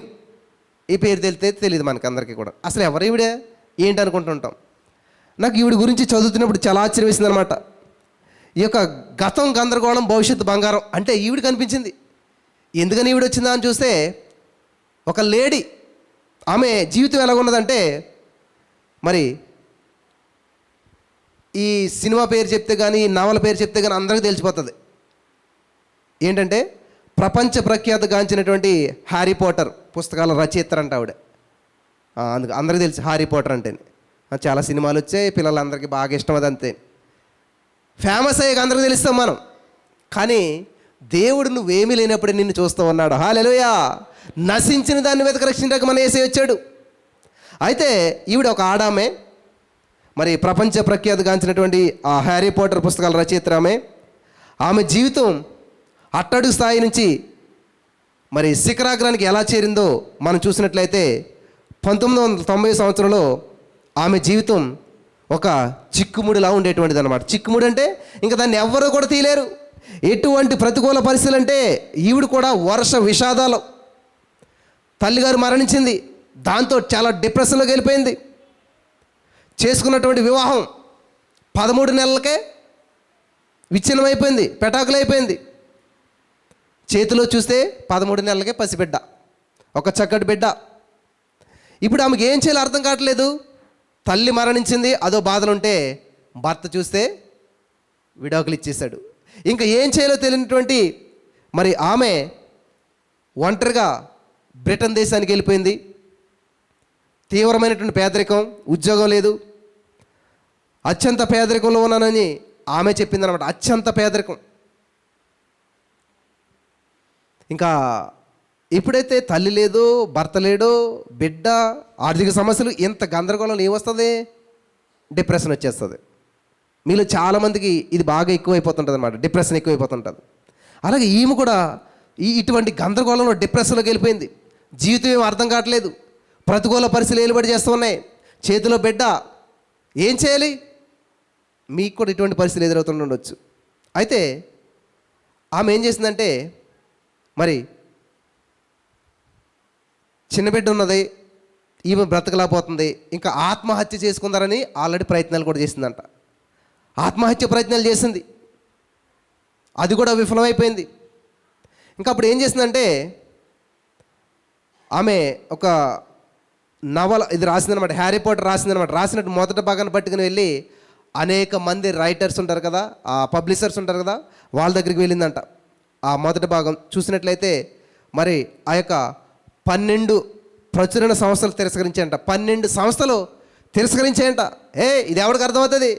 ఏ పిల్లలకి ఇది అర్థమవుతుంది? దీనివల్ల లాభం ఏమీ లేదు, ఇది ఉపయోగం లేదు అని చెప్పి అందరూ తిరస్కరించారంట. ఇదే మనలో చాలామందికి వచ్చినటువంటిది. నేను ఎవరికి నచ్చట్లేదు, ఇంకెందుకు నేను బ్రతకడం, నాకు ఎవరు ఉద్యోగం పెట్టలేదు, ఎన్ని ఉద్యోగాలకు వెళ్ళినా ఫెయిల్ అవుతున్నాను, ఎన్ని ఇంటర్వ్యూకి వెళ్ళినా ఫెయిల్ అవుతున్నాను, ఎన్ని ఫోన్లు చేసినా విఫలమవుతున్నాను, కాబట్టి ఇంక నేను అంతే ముగించేసుకుంటారు చాలామంది. చూడండి, 12 మంది మరి తిరస్కరించారంటే ఇది పిల్లలకు అసలు అర్థం కాదు, దీనివల్ల ఏమీ లాభం లేదు అని చెప్పి ముఖం మీదే చెప్పేవారంట. ఇటువంటి పరిస్థితుల్లో తల్లి లేదు, భర్త లేడు, చేతిలో పెట్టి ఇటువంటి పరిస్థితులు లేడు, ఏం చేస్తుంది? ఇంతమంది తిరస్కరించారు, ఉద్యోగం ఇవ్వట్లేదు, పేదరికం, తినడానికి లేను. ఇటువంటి పరిస్థితుల్లో ఎన్ని అవమానాలు ఎదురైనా కానీ కళను మాత్రం వదులుకోలేదు. హల్లెలూయా. మన అబ్దుల్ కలాం గారు ఒక మాట అన్నారు, ఏమన్నారంటే, కళలు కనండి, వాటిని స్వతంత్రించుకోవాలి, సాధించుకోవాలంట. అందరూ కలగంటారు, నాకు మంచి ఇల్లు ఉండాలి, కళ అంతే, తెల్లారుదలకి ఏముండదు, మళ్ళీ పని మామూలే. కళకంట మాత్రం కదా, దాన్ని స్వతంత్రించుకోవాలి. హల్లెలూయా. నా చిన్నతనంలో నేను రాసుకుని ఉన్నానమాట, ఏది కావాలదో ఒక కళలాగా, ఒక ఏమంటారు చిత్రం కలిగి ఉండాలన్నమాట. నేను గత ఆల్నైట్లో చెప్పానమాట, ఇదిగో ఈ బ్యాక్గ్రౌండ్ అంతా మారిపోబోతుంది. ఆమేన్. మారిపోయింది లేదా? దేవునికి స్తోత్రం కలిగిన గాక. రాబోయే నెలల్లోకి మొత్తం అంతా కూడా మారిపోతుంది. ఆమేన్. చక్కటి ఏసీ పవర్ఫుల్ హాల్గా మార్చబడుతుంది. ఆమేన్. అంతే, మనం పలకాలే, పలికితే కలుగుతుంది. పలకడానికి కూడా చాలామంది బద్ధకం. అంటే నిజమా? ఇక్కడ ఈమె జీవితం చూసినట్లయితే చాలా భయంకరమైన పరిస్థితులు, అవమానాలు ఎదురయ్యాయి. కానీ ఎన్ని ఎదురైనా కానీ కళ మాత్రం వదుకోలేదంట. చివరకు ఒక చిన్న పబ్లిషర్, బ్లూమ్స్బరీ అనేటువంటి చిన్న పబ్లిషర్ అనమాట, చిన్న ఆయన దగ్గరికి వెళ్ళింది. ఆయన ఒప్పుకున్నాడంట. వాళ్ళు ఒప్పుకొని ఈమె యొక్క పుస్తకాన్ని పబ్లిష్ చేయడం ప్రారంభించారంట. దేవునికి మహిమ కలుగును గాక. ప్రియులను గమనించాలి, నీ జీవితంలో ఎంత నష్టపోయినా కానీ ఏదో ఒక చిన్న మార్గాన్ని దేవుడు చూపిస్తాడు. హల్లెలూయా. ఏదో ఒక చిన్న మార్గం గుండా దేవుడు నడిపిస్తాడు. హల్లెలూయా. అప్పుడు నీ జీవితంలో అద్భుతాలు ప్రారంభించబడతాయి. ఆమేన్. దానినే బంగారపు మలుపు అంటారు. ఆమేన్. ఏమంటారు? బంగారపు మలుపు అంటారు. నేను ఒకసారి టాటా మోటార్స్ గురించి చదివినప్పుడు ఆయనంతా కూడా మరి కోల్పోతున్నప్పుడు అంట, ఒక ఆయన వచ్చి ఒక మోడల్ కనిపెట్టాడంట, దాంతో మొత్తం బంగారపు మలుపు తిరిగిందంట. ఆమేన్. హల్లెలూయా. కొన్ని న్యూస్లు చూడండి, ఇప్పుడు పెట్రోల్ ఇబ్బంది అయిపోతుంది, కరెంట్ ఇబ్బంది అయిపోతుంది, కాబట్టి ఏంటంట, వాటర్తో నడిచే కార్లు వస్తున్నాయంట. దేవునికి మహిమ కలిగిన కాక. టెక్నాలజీ వచ్చేసరికి మనందరం ఉండాలి, వెంటనే కాదు. నేను 2010 టైంలో వాట్సాప్ అన్నారు ఎవరు. వాట్సాప్ అంటే నాకు తెలియదు అప్పుడు, ఇంతకని అప్పుడప్పుడే వస్తుందన్నమాట. 2008, 2009, 2010 టైంలో వాట్సాప్ అన్నారు. ఏంటంటే జస్ట్ దానికి ఏం ఖర్చు ఉండదు, ఆ యాప్ వేసుకుని ఇక్కడ మెసేజ్ పెడితే అక్కడికి వెళ్ళిపోతుంది అన్నారు. వాట్సాప్ వచ్చిన కొన్నాళ్ళకి వాట్సాప్ కాలింగ్ అన్నారు. వాట్సాప్లో కాల్ ఎలాగ వెళ్తుంది? ఎవరు నమ్మలేదు. నిజంగా అక్కడ సింబల్ వచ్చింది, ఫోన్ సింబల్, అది నొక్కితే అవతలకి ఫోన్ వెళ్తాం ప్రారంభించింది. తర్వాత మళ్ళీ ఏమన్నారు, వాట్సాప్లో వీడియో కాల్ కూడా వెళ్తుంది అన్నారు. ఇది అస్సలు జరగదన్నారు ఎవరు కూడా. తర్వాత ఏమైంది, నిజంగా వాట్సాప్లో వీడియో కాల్ వచ్చేసింది. చూసారా?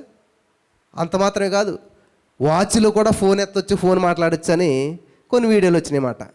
వాచ్లో ఫోన్ ఎక్కడ మాట్లాడతారు అసలని నమ్మలేదు చాలామంది. కానీ నిజంగా చూసినట్లయితే ఇప్పుడు ఏమైంది, వచ్చేలేదా? వాచ్లోనే ఫోన్ మాట్లాడుకోవచ్చు, వాచ్ నుంచే ఫోన్ చేసుకోవచ్చు. ఎంత టెక్నాలజీ అభివృద్ధి చెందుతుంది. ఈ అంతా బాగానే ఉంది. మరి నీ ఆత్మీయత ఎలాగున్నది? గత 25 సంవత్సరాల క్రితం బైబిల్లో నీకున్న అవగాహన ఇప్పుడే ఉంది. గత 25 సంవత్సరాల క్రితం నీ భక్తి ఎలాగ ఉందో ఇప్పుడు అలాగ ఉంది. గత 25 సంవత్సరాల క్రితం నీ విశ్వాసం లెవెల్ ఎలాగుందో అలాగే ఉన్నది. అప్పుడు జీవితం ఎలాగుందో ఇప్పుడు అలాగే ఉన్నది. కానీ దేవుని యొక్క ఉద్దేశం ఏంటంటే మీరు ఫలించి విస్తరించి అభివృద్ధి చెంది భూమిని నిండించి లోపరుచుకుని ఏలుబడి చేయాలంట. హల్లెలూయా, హల్లెలూయా. ఏలుబడి చేయటం దేవుని ఉద్దేశం. నువ్వు బానిసగా ఉండటం, బంధకాల్లో ఉండటం, గందరగోళంలో ఉండటం అసలు దేవుని ఉద్దేశం కానే కాదు. ఆమేన్. సత్యము మిమ్మల్ని స్వతంత్రులుగా చేస్తుంది. యేసయ్యకు వెల చెల్లించాడు, యేసయ్యను విడిపించాడు, యేసయ్యకు గొప్ప జీవితం ఇచ్చాడు అనే సత్యమును తెలుసుకున్న రోజున నీ జీవితం గొప్పగా ఉంటుంది, ఉన్నతంగా ఉంటుంది. హల్లెలూయా, హల్లెలూయా, హల్లెలూయా. అయితే ఈమె ఎప్పుడైతే ఆ చిన్న పబ్లిషరు మరి ఒప్పుకోవడంతో చరిత్ర అంతా మారిపోయిందంట. ఆమేన్. నేను ఒకటి నమ్ముతాను ప్రియులారా, చరిత్రను చదివే వ్యక్తిని కాదు, నేను చరిత్రను సృష్టించే వ్యక్తిని. ఆమేన్, ఆమేన్, హల్లెలూయా. దేవుడు నాకు ఇచ్చిన ప్రత్యేకత ఏంటంటే ఆల్ నైట్ ప్రేయర్లో అద్భుతాలు సృష్టించడం అనమాట.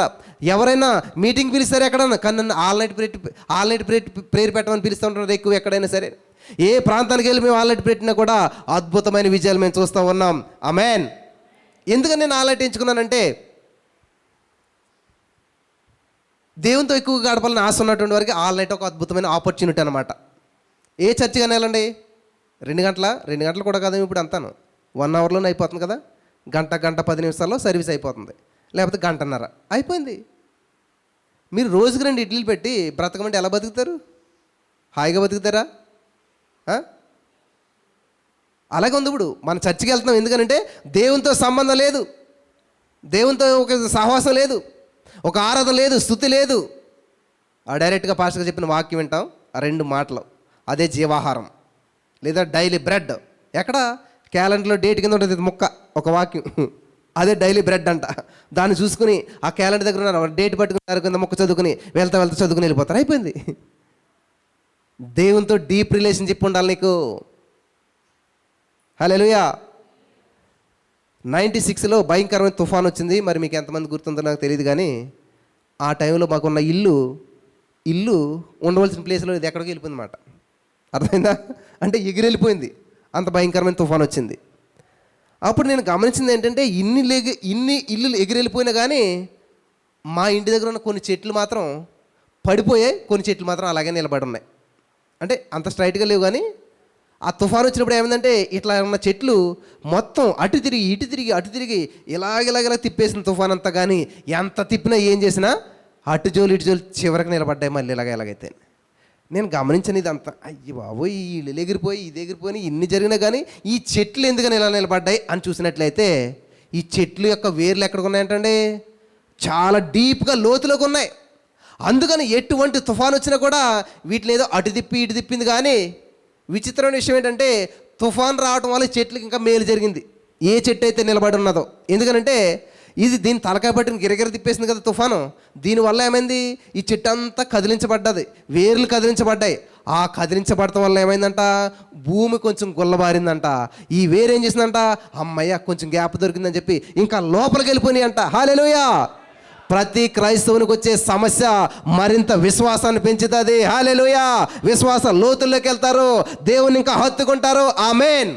వాళ్ళు నిజమైన విశ్వాసులు, స్థిరమైన విశ్వాసులు. అంతేగాని చిన్న సమస్య వచ్చినా దేవుడా ఎందుకు ఈ సమస్య అని చెప్పి దేవుడి మీద కంప్లైంట్ చేసి దేవుని మీద పోరాటం చేసి వాళ్ళు ఏం చేస్తారంటే పెళ్ళగించబడతారు అనమాట. గాలికి చెదరగొట్టు పొట్టు వలే ఇంకా సంచరిస్తూ ఉంటుంటారు. ఈరోజు ఈ మీటింగ్లు ఉంటారు, రేపు ఏ మీటింగ్లు ఉంటారు, ఎల్లుండి ఆ మీటింగ్లు ఉంటారు, జీవితాంతం ఇలా మీటింగ్లు తిరుగుతుంటారు. కానీ ఎక్కడ నాటబడరు, ఎక్కడ ఫలించరు, ఎక్కడ విస్తరించరు. అందుకని పౌలు గారు ఒక మాట అంటాడు, నువ్వు పట్టుకున్న దాన్ని గట్టిగా పట్టుకో. హల్లెలూయా, హల్లెలూయా. నువ్వు పట్టుకో, దేనైతే పట్టుకుంటే దాన్ని గట్టిగా పట్టుకో. నేను హైదరాబాద్ వచ్చినప్పటి నుంచి ఇప్పటి వరకు కూడా హెయిర్ కట్ ఒక్క దగ్గరే ఇంతాను, నేను 10 మందిని మార్చలేదు. చాలా డబ్బులు వచ్చేసాయి, చాలా మంచిదానికి అట్లా కాదు. మొదట ఎవరి దగ్గర చేయించుకున్నాను అక్కడ వేయించుకుంటాను. నేను మొట్టమొదటి బైక్ కొన్నప్పుడు ఎక్కడైతే రిపేర్ చేయించానో ఇప్పటికీ 15 సంవత్సరాలు బట్టి అదే బైక్ షాప్ దగ్గరికి వెళ్తాను నేను. కానీ చాలామంది ఏం చేస్తారు, ఈజీగా మార్చేస్తారు, ఈజీగా మర్చిపోతుంటారు. కానీ దేవుడు ఏం చేస్తాడు తెలుసా, స్థిరత్వాన్ని చూస్తాడు. ప్రభు కార్యాభివృద్ధిని ఎప్పటికీ స్థిరులను కదలని వారయ్యుండే. హల్లెలూయా, హల్లెలూయా. నువ్వు కదలకపోతే ఫలిస్తావు, నిలిచినట్లయితే నువ్వు ఫలిస్తావు. ఇక్కడ ఈమె జీవితం చూసినట్లయితే ఏమైపోయింది తెలుసా? చరిత్ర మారిపోయిందంట. హ్యారీ పాటర్ సిరీస్ ప్రపంచవ్యాప్తంగా 50 కోట్లకు పైగా ప్రతులు అమ్ముడైపోయాయంట. ఏంటంటే 50 కోట్లు. హల్లెలూయా. చరిత్రలోనే అత్యధికంగా అమ్ముడైపోయినటువంటి పుస్తక శ్రేణిగా నిలిచింది. కేవలం రచన ద్వారానే మరి ఆ యొక్క బిలినియర్గా స్థాయిగా చేరుకున్నటువంటి మొట్టమొదటి రచయితగా ఆమె రికార్డు సృష్టించింది. ఆమెన్. నేను ఈ విషయం ఎందుకు చెప్తున్నానంటే, ఒక లేడీ విచ్ఛిన్నమైపోయింది కుటుంబం, భర్త వదిలేశాడు, చేతిలో బిడ్డ, ఇంకా నుయ్యో గొయ్యో రైలు పట్టాలో చూసుకుంటారు ఎవరినైతేనే. కానీ ఆమె ఏం చేసింది తెలుసా? నిరీక్షణ కలిగి ఉన్నది. హల్లెలూయా. ఒక కళ కలిగి ఉన్నది, ఒక గమ్యాన్ని కలిగి ఉన్నది, ఒక గురి కలిగి ఉన్నది. ఆమెన్. గురి గమ్యం ఉన్నవాడు ఎప్పుడు కూడా అది చేరుకునేంత వరకు నిద్రపోడు. హల్లెలూయా. హల్లెలూయా. నేను కూడా ఒక గురి గమ్యం కలిగి ఉన్నాను. రాబోయే రోజుల్లో ఈ ఆల్ నైట్ ప్రేయర్లో 100,000 కాదు, లక్షల్లో ఉండబోతున్నారు. ఆమెన్. ఆమెన్. నా గమ్యం చేరేంత వరకు, నా గురి చేరేంత వరకు ఓపికతో యేసు వైపు చూస్తూ నేను పరిగెడుతూనే ఉంటాను. హల్లెలూయా. హల్లెలూయా. యేసు వైపు చూసేవాళ్ళు నిరుత్సాహపడరు, యేసు వైపు చూసేవాళ్ళు నూతన బలం పొందుకుంటారు. హల్లెలూయా. హల్లెలూయా. నెలకి 4 నైట్లు చేయాలన్నటువంటిది ఆశ. ఆల్రెడీ దేవుడు 3 వరకు సమకూర్పించాడు. త్వరలో ఇంకా దేవుడు విస్తరించబోతున్నాడు, విస్తరింపజేస్తూ ఉన్నాడు. ఆమెన్. ఆమెన్. ఆమెన్. హల్లెలూయా. కాబట్టి ఈరోజు నీ మాటలు వింటున్న ప్రియమైనటువంటి సహోదరి స్నేహితులారా, ప్రభు కార్యాభివృద్ధిని ఎప్పటికీ ఆసక్తులైండి. ఎలా దేవునికి ఉపయోగపడాలా, దేవుడు నాకు ఎలా ఉపయోగపడతాడు కాదు, దేవుడు నాకు ఎలా మేలు చేస్తాడు కాదు, దేవుడి పని నేను ఎలా చేయాలా, దేవునికి నేను ఎలా దగ్గరగా జీవించాలా, దేవుని నేను ఎలా మహింపరచాలా, దేవుని కొరకు నేను ఏం చేయాలా అనేటువంటి ఆశ ఉన్నటువంటి వారిని దేవుడు విస్తృతంగా విస్తరింపజేస్తూనే ఉంటుంటాడు. ఆమెన్. ఇంత చక్కటి లైటింగ్లో మీటింగ్లు పెడతాం కదా. 2002 సంవత్సరంలో 1998లో ఒక గృహంలో మీటింగ్ పెట్టాలంటే నా పాటలు ఎలా ఉండేది తెలుసా? పాస్టర్ గారు వచ్చి లోపల ఇప్పుడు మనకి క్లాక్ టవర్ ఉంది కదండి, క్లాక్ టవర్ దగ్గర కరెంట్ పోల్ ఉండేది అనమాట. అక్కడ నుంచి ఇక్కడికి కరెంట్ రావాలంటే ఎలాగొస్తుంది? ఎంత వైర్ కావాలి? అక్కడికి వెళ్ళి అటువంటి కరెంట్ పోల్కి మీరు సేఫ్టీ పిన్స్ పెట్టుకుంటారు కదా, చీరల గాట్లకి పిన్నులు పెడతారు కదా, అటువంటి పిన్నికి ఒక వైర్ చుట్టి దాన్ని ఒక కొంకులా చేసి దానికి పెద్ద గెడ కట్టి ఆ 2 వైర్లు పట్టుకెళ్ళి ఆ కరెంటు పోల్ మీద తగిలించి ఆ వైర్ అంతా పట్టుకొచ్చి ఎవరి మీటింగ్ అయితే ఏ ఇంట్లో మీటింగ్ పెడతామో ఆ ఇంట్లోకి వైర్ లాక్కొచ్చి 60 వాట్ బల్బు 40 వాట్ బల్బు అదేని ఎల్లో కలర్లో వస్తుంది. చూసారో లేదు నాకు తెలియదు, మరి ఎవరను ఆ రోజుల్లో మీరు ఉన్నారో లేదు, కానీ ఆ బల్బు పెడితే అదే లైట్ ఇల్లంతటిగా అందులో కూర్చుని మీటింగ్లు పెట్టుకునే వాళ్ళు మేము. హల్లెలూయా. హల్లెలూయా. నా ఆసక్తిని చూసినటువంటి దేవుడు ఈరోజు చూడండి ఎంత అద్భుతమైనటువంటి కృప చూపించాడు. ఆమేన్. అందుకనే ప్రభు కార్యాభివృద్ధి ఎప్పటికీ కూడా ఆసక్తిలో ఉండాలి. ఆసక్తి ఉన్నవాడిని ఏ శక్తి కూడా ఆపలేదు. హల్లెలూయా. హల్లెలూయా. మీలో ఆసక్తి ఉంది కాబట్టి ఇక్కడికి ఎన్నో శక్తులు ఆపాలని చూసాయి. వర్షం ఆపాలని చూసింది. క్యాబ్ ఎన్నిసార్లు బుక్ చేసినా దగ్గర వచ్చినట్టు వస్తుంది, క్యాన్సిల్ అయిపోతుంటుంది. ట్రైన్ ఎక్కేసాం ఎంత 6 గంటలు వెళ్ళిపోతుంది అనుకుంటాం, అయినా కానీ 6 గంటలైనా రాదు కదా. ఇవన్నీ నేను ఎదుర్కొన్నాను కాబట్టి నేను చెప్తున్నాను మీకు అందరికీ కూడా. ఈరోజు ఏమైనా సరే అందరికంటే ముందు వెళ్ళి కూర్చోవాలనుకుని బయలుదేరతారు మీరు, కానీ అందరికంటే ఆలస్యంగా వస్తారు మీరు. ఇలాంటి పరిస్థితులు ఎన్నో ఎదురవుతాయి. చాలా డిసప్పాయింట్మెంట్ వస్తుంది, చాలా డిస్కరేజ్మెంట్ వస్తుంటుంది, ఎన్నో ప్రతికూల పరిస్థితులు నీకు ఎదురవుతుంటుంటాయి కదా. చాలామంది ఈ యొక్క ఆన్లైన్లో వాక్యం చూస్తున్నారు కాబట్టి, యూట్యూబ్ ద్వారా ఈ యొక్క వాక్యం వింటున్నారు కాబట్టి జాగ్రత్తగా వినాలి. మరి ఇటువంటి పరిస్థితులు ఏం చేయాలి? ఏసన్న గారు ఒకసారి ప్రయాణం చేస్తూ ఉన్నారంట. బస్ స్టేషన్లో కూర్చున్నారంట. ఆయన కూర్చుంటే బస్సు వచ్చిందంట. ఎక్కుదరని వెళ్తే ఏయ్ అని చెప్పి ఎవడో గెంటేయడంట. సరే ఆయన వచ్చేసి మళ్ళీ మంచిగా కుర్చీలో కూర్చున్నాడంట. కూర్చున్నటువంటి సమయానికి మళ్ళీ బస్సు వచ్చిందంట. సరే ఇదన్నీ ఎక్కుదరని వెళ్తే దాంట్లో నుంచి కొడుతూ వస్తారంట. ఇదంతాను ఒక ముసలామె గమనిస్తుందంట. మీరు అనుకుంటారు మమ్మల్ని ఎవరు చూడలేదని. జాగ్రత్త, మీరు చీర కొంటున్నప్పుడు ఏం చేస్తున్నారు, మీరు జాకెట్ కుట్టించుకోవటానికి మిషన్ దగ్గరికి వెళ్ళినప్పుడు ఏం చేస్తున్నారో, ఏం మాట్లాడుతున్నారో ఇవన్నీ ఎవరో గమనిస్తారు. అక్కడ బయటపడుతుంది మీ భక్తి అంతాను. అంతేగాని ఇక్కడికి వచ్చి మంచిగా చీర ముసుగేసుకుని అలాగ మంచిగా ఇలా కూర్చున్నారు కాబట్టి ఈ భక్తిని ఎవరు చూడరు. ఇదే భక్తి అని మీరు అనుకుంటారు, కానీ ఇది కాదు. ఎక్కడుండో తెలుసా? మీరు బయటికి వెళ్తారు చూడండి, షాపులోకి వెళ్ళినప్పుడు, కూరగాయలు కొన్నప్పుడు, బజార్లో నడుస్తున్నప్పుడు అక్కడ కనపడుతుంది అనమాట మన భక్తి అంతా కూడా. అలాగా యేసయ్య గారిని ఒక ఆవిడ గమనిస్తుందంట. వచ్చి, బాబు నువ్వు యేసయ్య నమ్ముకున్నావా అని అడిగిందంట. ఏమన్నది ఆవిడ? ఎందుకని అడిగింది? ఏ అమ్మ అని అడిగారంట. అదే, ఎందుకంటే వెళ్తున్నావు వస్తున్నావు, అసలే చిరాకు పడతలేదు, వాళ్ళు ఎవరేమన్నా కూడా మాట్లాడతలేదు, చాలా ఓపికగా చాలా సహనంగా. మరి ఇంత ఉన్నదంటే కారణం యేసు ప్రభువుని నమ్ముకుంటేనే జరుగుతుంది ఇదంతా అని చెప్పిందంట. హల్లెలూయా. ఇంకేం కావాలో సాక్ష్యం? ఏం మాట్లాడలేదు ఆయన. మత్తయి సువార్త, మార్కు సువార్త, లూకా సువార్త, తర్వాత యోహాను సువార్త, తర్వాత నువ్వే. ఈ 4 సువార్తలు ఎవరైనా చదవరు కానీ నిన్ను మాత్రం రోజు చదువుతుంటుంటారు. ఆమె ఎక్కడికి వెళ్తుంది? చర్చికి వెళ్తుందంట, కానీ ఎంత బొట్టెట్టుకున్నది కదా. ఇట్లాగ ప్రతిదాన్ని అబ్జర్వ్ చేస్తుంటుంటారు. అంటే నేను చదువుతున్నారు అక్కడ. ఈ మత్తయి మార్కులు అందరూ చదవరు, పుస్తకాలు తీరు, బైబిల్ చదివారు, కానీ నిన్ను చదువుతూ ఉన్నారు. జాగ్రత్తగా గమనించాలి. హల్లెలూయా, హల్లెలూయా. కాబట్టి ఇక్కడ మనం విషయం ఏంటంటే, నువ్వేం చేసినా సరే ప్రభునకు వలే చేయాలంట. ఈ పని నేను ప్రభు కొరకు చేస్తున్నాను, ఈ పని ప్రభు కొరకు నేను చేస్తున్నాను. వంట వండినా, బట్టలు ఉతికినా, ఏ పని చేసినా ప్రభునకు వలే చేయాలంట. అలా చేసిన వారు ఫలితాలు ఎలా ఉంటాయి తెలుసా? చాలా అద్భుతంగా ఉంటాయి. కాబట్టి దేవుడు నాకు ఇచ్చిన ఆసక్తి ఏంటంటే, చిన్నతనం నుంచి కూడా ఎప్పుడు కూడా ప్రభు విషయంలో నేను డిసప్పాయింట్ అవ్వలేదు. నేను అనుకున్నది ఏమీ జరగలేదు. చాలాసార్లు అన్నీ కూడా ఓటమి ఎదురవ్వాయి. నేను ఎప్పుడు దేవుని ప్రశ్నించలేదు. ఆమేన్. ప్రశ్నించిన వాళ్ళు అనేక మందికి మరి వాళ్ళు సమాధానంగా మార్చబడతారు. ఆమేన్. అర్థమవుతుందా? నువ్వు ఎప్పుడైతే దేవుని ప్రశ్నించవో నువ్వే అనేక మందికి సమాధానంగా మార్చబడిపోతావు. ఈ రోజున మరి చెప్తున్నటువంటి సాక్ష్యాలన్నిటిని బట్టి చాలా సంతోషం అనిపిస్తుంది. 2 days క్రితం ఒక ఆవిడ ఫోన్ చేసింది. అన్న, నాకు ఒక సమస్య ఉంది, అది నేను చెప్పలేను కానీ ప్రేయర్ చేయండి అంది. సరే, ఏ సమస్య అయితే నాకు ఎందుకమ్మా, ప్రేయర్ కూడా అవసరం లేదు, 2000 సంవత్సరాల క్రితమే నీ సమస్యకు పరిష్కారం దొరికేసింది, ఈ సత్యం తెలుసుకో చాలు నువ్వు అని చెప్పాను. ఆవిడ ఫోన్ చేసి చెప్పింది 2-3 రోజుల తర్వాత, అన్న 2 నెలలుగా నాకు విపరీతమైన బ్లీడింగ్ అవుతుంది, కానీ చెప్పటానికి నాకు మనసు రాలేదు. మిమ్మల్ని ఫోన్ చేస్తే నేను ప్రార్థన చేయమని చెప్పి మీరు ఎప్పుడైతే ఆ మాట చెప్పారో నేను స్వీకరించిన సత్యమని నమ్మని. నేను నిజమే, నా యేసయ్యకు బాగు చేసేసాడని.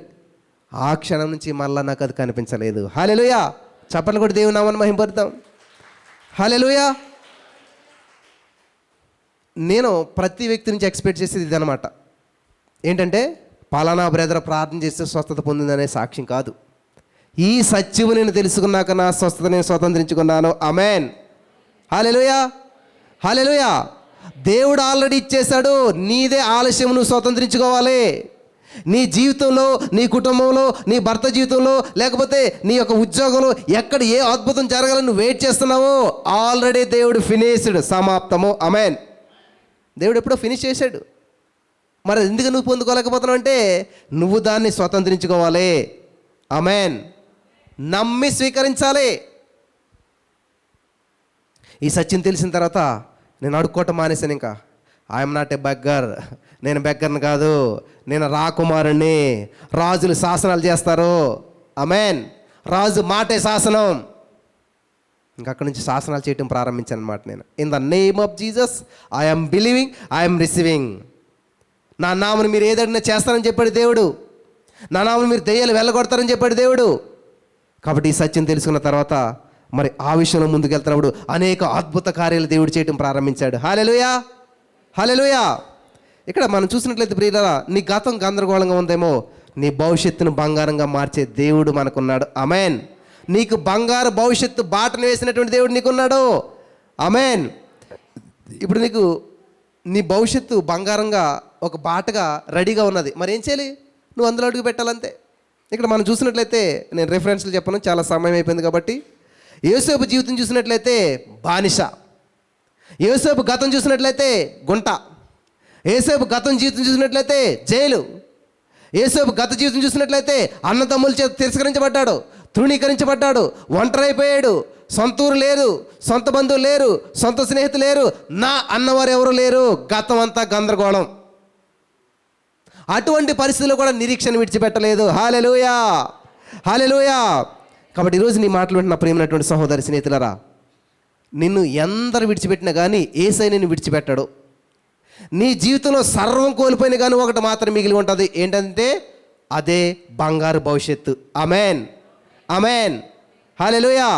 కాబట్టి ఇక్కడ యోసేపు జీవితం చూసినట్లయితే తల్లిదండ్రులకు దూరం అయిపోయాడు, అన్నదమ్ములకు దూరం అయిపోయాడు, అన్నదమ్ములు తిరస్కరించారు, దేశం కానీ దేశం వచ్చాడు. అక్కడ కూడా ఆటంకాలు ఎదురవాయి, సమస్యలు ఎదురవాయి, బంధకాలు ఎదురవాయి. ఎన్ని చుట్టుముట్టినా కానీ యేసయ్య వైపు చూస్తూనే ఉన్నాడు. ఆమేన్, హల్లెలూయా. తండ్రితో కనెక్షన్ కట్టు, కుటుంబంతో కనెక్షన్ కట్టు, ఫ్యామిలీతో కనెక్షన్ కట్టు, అందరితో ఊరితో కనెక్షన్ కట్టు, కానీ దేవునితో మాత్రం కనెక్షన్ కట్టవలేదు. ఆమేన్. ఏ కనెక్షన్ ఉన్నా లేకపోయినా కానీ యేసయ్యతో కనెక్షన్ ఉంటే చాలు, నీకు ఏదైనా మళ్ళీ కనెక్ట్ అవ్వాల్సిందే. ఆమేన్, ఆమేన్. అర్థమవుతుందా? యేసయ్యతో కనెక్షన్ పోలేదంటే యేసేపుకి, కానీ అక్కడ యేసేపుతో యేసే మాట్లాడడం చూసారా ఎంత విచిత్రమో. అబ్రహమా అని మాట్లాడతాడు, ఇస్సాకా అని మాట్లాడతాడు, యాకోబు అని మాట్లాడతాడు, కానీ యేసేపుకి వచ్చినప్పుడు యేసేపు అని మాట్లాడా? ఎక్కడ మాట్లాడడం? కానీ బైబిల్లో చూసినట్లయితే యేసేపుకు దేవుడు తోడై ఉన్నాడంట. హల్లెలూయా, హల్లెలూయా. నీకు కావాల్సిన దేవుడు తోడుగా ఉండాలి, కానీ దేవుడు నీతో మాట్లాడా? దేవుడు నీకు ఇది చెప్పాడా, అది చెప్పాడా? ఇది చాలామంది దేవుడు చెప్తేనే చేస్తాను, దేవుడు తోడుంటే చాలు నాకు. హల్లెలూయా. ఏదైనా నేను చేస్తాను. కాబట్టి యేసేపునకు దేవుడు తోడై ఉన్నాడు కాబట్టి అంట అతను చేయనిదంతా కూడా సఫలమవుతూ ఉన్నది. జైల్లోకి వెళ్ళాడు, జైలు అధికారి అయ్యాడు. పోతీఫర్ ఇంట్లోకి వెళ్ళాడు, పోతీఫర్ ఇంటికి అధికారి అయిపోయాడు. ఆమేన్. నువ్వు బానిసత్వంలో ఉన్నా కూడా బానిసత్వంలో నువ్వు అధికారిగా ఉంటావు. నువ్వు బంధకాల్లో ఉన్నా కూడా బంధకాల్లో నువ్వు రాజుగా ఉంటావు. ఆమేన్. బంధకాలకు రాజుగా ఉంటావు. బంధకాల్లో అంటే నువ్వేదో బంధకాల్లో పెద్ద గొప్పవాడు అని కాదు అక్కడ అర్థం. అగ్నిలో ఉన్నా సరే అగ్నికి నువ్వు రాజుగా ఉంటావు, ఎందుకంటే అగ్ని నీకు పరిచర్య చేస్తుంది అనమాట. హల్లెలూయా, హల్లెలూయా. శద్రక మేషక్ అబేద్నెగోను వారు చూసినట్లయితే వాళ్ళ గతం గందరగోళం, బానిసలు, కానీ వాళ్ళ భవిష్యత్తు ఎలాగో తెలుసా? బంగారం. అగ్నిలో శోధించబడిన మీద సువర్ణం మరింత ప్రకాశవంతం అవుతుంది అన్నట్లుగా వాళ్ళు ఎన్ని శోధనలు, ఎన్ని శ్రమలు, ఎన్ని బంధకాలు, ఊరికి దూరమైన, తల్లిదండ్రులకు దూరమైన, ఎన్ని సమస్యలు వచ్చి పడ్డా కానీ వాళ్ళు ఏం చేస్తారో తెలుసా? దేవుని వైపు చూస్తూ ఉన్నారు. హల్లెలూయా. ఈరోజున చాలామంది జీవితం ఏంటంటే చిన్న ఉద్యోగం రావాలి, పెళ్ళి అవ్వాలి, ఒక భార్య, 2 పిల్లలు, 3 బెడ్రూమ్ల ఇల్లు, 4 చక్రాల వాహనం, 5 అంకెల జీతం, ఇంతే. ఇది రాసి పెట్టుకుంటారు అంతే, గోల్ రీచ్ అయిపోతారు అంతే, హ్యాపీగా పడుకుంటారు తినేసి. మరణం వరకు నమ్మకం ఉండమంటున్నాడు దేవుడు. ఆమేన్, ఆమేన్, హల్లెలూయా. ప్రియులారా, మనకి ఈ భూమి మీద దేవుడు జీవం ఇచ్చాడంటే మనలో జీవం ఉన్నంత కాలము, మనలో ఈ యొక్క జీవం ఉన్నంత కాలం దేవుని కొరకు చూస్తూనే ముందుకెళ్ళాలి, దేవుని పని చేస్తూనే ముందుకెళ్ళాలి. నన్ను ఎవరో ఫోన్ చేసి అంటున్నారు, నైట్ అంతా ఆల్ నైట్ ఇస్తారు, మళ్ళీ పొద్దున గృహగోడికి అంటారు, మధ్యాహ్నం అది అంటారు. మేము ఒక ఆల్ నైట్ ఇస్తామంటేనే 2 రోజుల దాకా మాకు నిద్ర మత్తుపోదు, పని చేయలేము, బద్ధకం ఉంటుంది. మీరు ఎలా చేస్తున్నారు? యెహోవా కొరకు ఎదురుస్తువారు నూతన బలం పొందుకుంటారంట. హల్లెలూయా. ఈ బలం ఎక్కడితో అయిపోద్ది, మళ్ళీ పొద్దున్న నూతన బలం వస్తుంది అనమాట. ప్రతి క్షణం నూతన బలం వస్తుందంట. పక్షిరాజు యవ్వనం వలె నూతనం అవుతుందంట. హల్లెలూయా. ఎలాగొస్తుంది? పక్షిరాజు ఎవరు నూతనం ఎలాగవుతుందంటే, పక్షిరాజు ఒక డెసిషన్ తీసుకుంటాడు, ఎవరో కనిపించిన ప్రదేశానికి వెళ్తాడు, తనకున్నటువంటి ఆ యొక్క వెంట్రుకలన్నీ పీగేసుకుంటాడు. శ్రమ, ఇబ్బంది, కొలివి, ఈ శ్రమల గుండా ఇబ్బందులు గుండా ఎవరైతే వెళ్తారో వాళ్ళు ప్రకాశవంతంగా మార్చబడతారు. హల్లెలూయా, హల్లెలూయా. కథలని జీవితం, మెదలని జీవితం చాలామందిది. ఒకసారి లేచి నిలబడదాం. హల్లెలూయా, హల్లెలూయా, హల్లెలూయా. హల్లెలూయ స్తుతి మహిమ ఎల్లప్పుడు దేవునికి ఇచ్చేదము. హల్లెలూయ స్తుతి మహిమ. అందరూ రెండు చేతులు పైకెత్తి చప్పట్లు కొట్టాలి, ఉత్సాహంగా ఉండాలి. నిద్ర మొత్తం అనేటువంటిది ఎక్కడ కనిపించకూడదు. మీ పక్కన ఎవరు నిద్రపోతుంటే లేపు మరీ చెప్పండి హల్లెలూయా, హల్లెలూయా, హల్లెలూయ స్తుతి మహిమ ఎల్లప్పుడు దేవునికి ఇచ్చేదము. హల్లెలూయ స్తుతి మహిమ ఎల్లప్పుడు దేవునికి ఇచ్చేదము. హల్లెలూయా, హల్లెలూయా, హల్లెలూయా, హల్లెలూయా, హల్లెలూయా, హల్లెలూయా. గట్టిగా అందరం కలిసి చెప్తాం. హల్లెలూయ స్తుతి మహిమ ఎల్లప్పుడు దేవునికి ఇచ్చేదము. హల్లెలూయ స్తుతి మహిమ ఎల్లప్పుడు దేవునికి ఇచ్చేదము.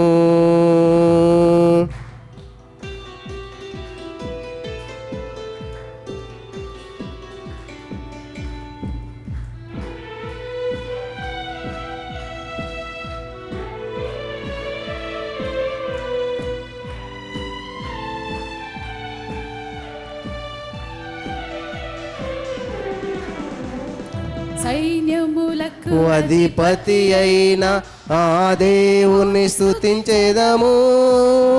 అలా సైన్యములకు అధిపతి అయిన ఆ దేవుని స్తుతించేదము.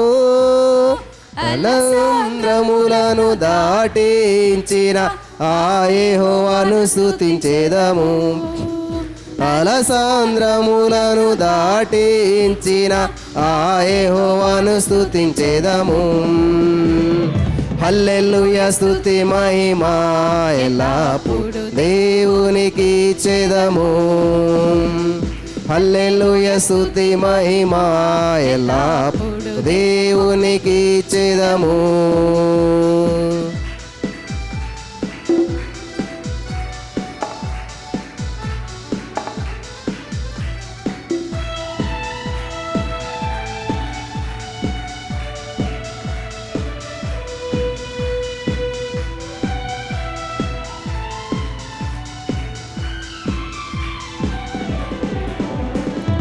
ఆకాశము నుండి మన్నాను పంపిన దేవుని స్తుతించేదము. ఆకాశము నుండి మన్నాను పంపిన దేవుని స్తుతించేదము. నుండి మధుర జలములు పంపిన ఆ యెహోవాను స్తుతించేదము. బండ నుండి మధుర జలమును పంపిన ఆ యెహోవాను స్తుతించేదము. హల్లెలూయ స్తుతి మహిమ ఎల్లప్పుడు దేవునికి ఇచ్చేదము. హల్లెలూయ స్తుతి మహిమ ఎల్లప్పుడు దేవునికి ఇచ్చేదము.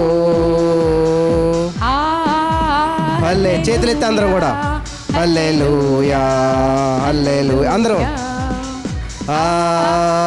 హల్లెలూయా, హల్లెలూయా, హల్లెలూయా, హల్లెలూయా, హల్లెలూయా, హల్లెలూయా, హల్లెలూయా, హల్లెలూయా, హల్లెలూయా, హల్లెలూయ స్తుతి మహిమ ఎల్లప్పుడు దేవునికి ఇచ్చేదము. హల్లెలూయ స్తుతి మహిమ ఎల్లప్పుడు దేవునికి ఇచ్చేదము. రాజుల రాజా ప్రభువుల ప్రభువా రానయ్యున్నవాడా. రాజుల రాజా ప్రభువుల ప్రభువా రానయ్యున్నవాడా.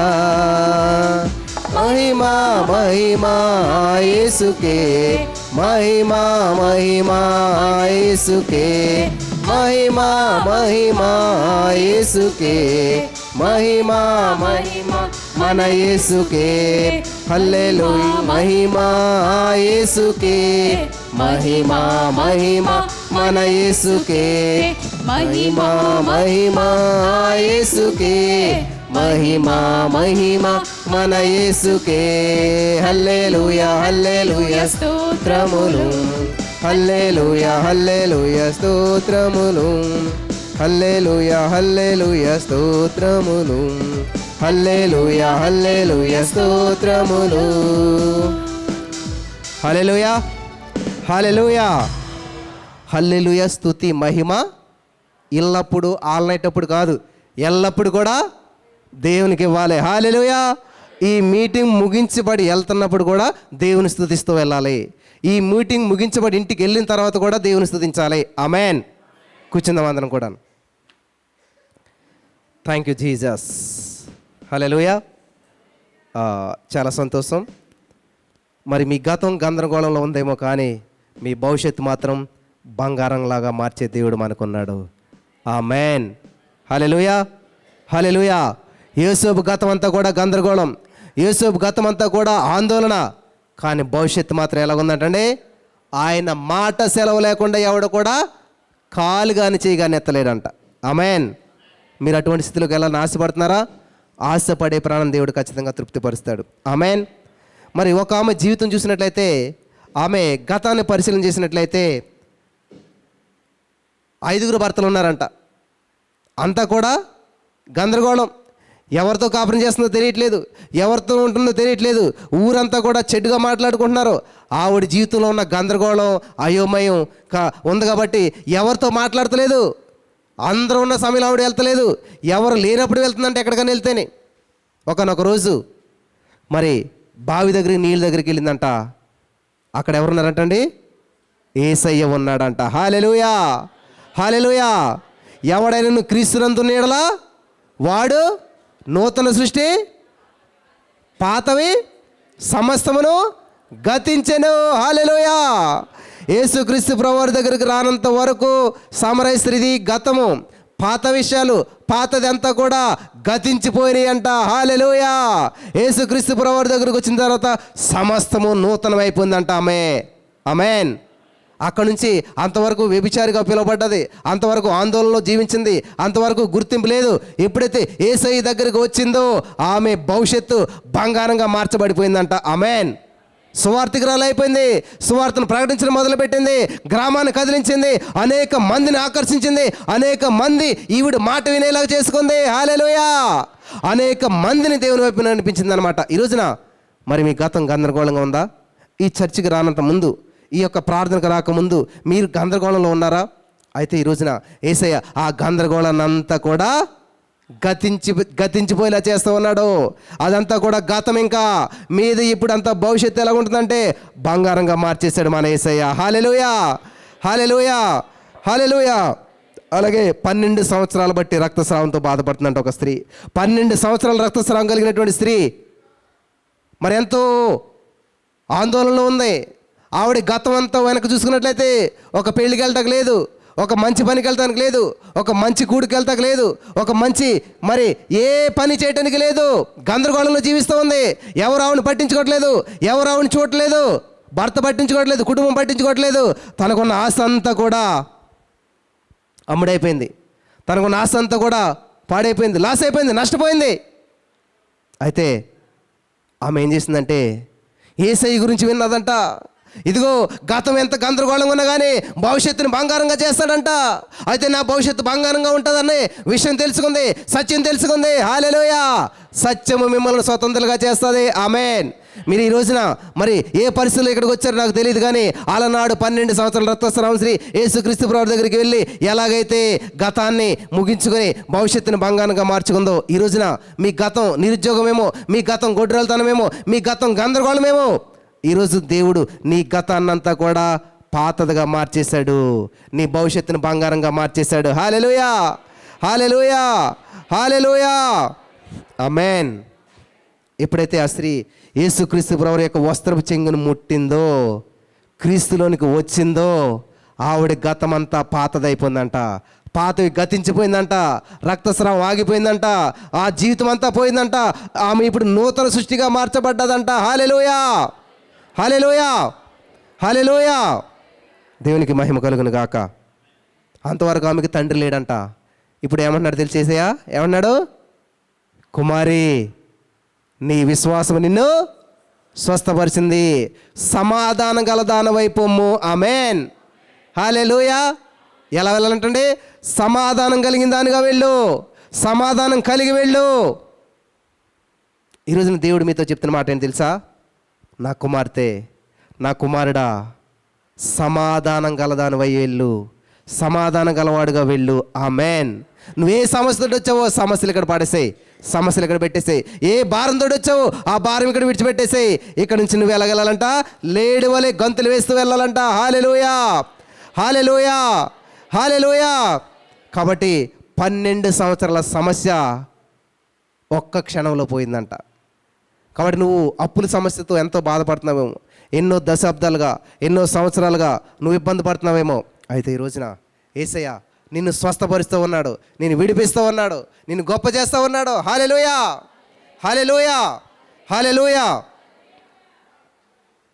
నీ సమస్య ఏదైనా కానీ పరిష్కారం ఒక్క క్షణంలో దేవుడు ఇవ్వడానికి సిద్ధంగా ఉన్నాడు. అది ఎటువంటి సమస్య అయినా సరే. 12 సంవత్సరాలు ఇన్ని హాస్పిటల్ తిరిగి ఉంటుంది, ఎంత డబ్బు ఖర్చు పెట్టి ఉంటుంది, ఒక్క నిమిషంలో దేవుడు అవని బాగు చేసేసాడు. ఆమేన్, ఆమేన్, హల్లెలూయా.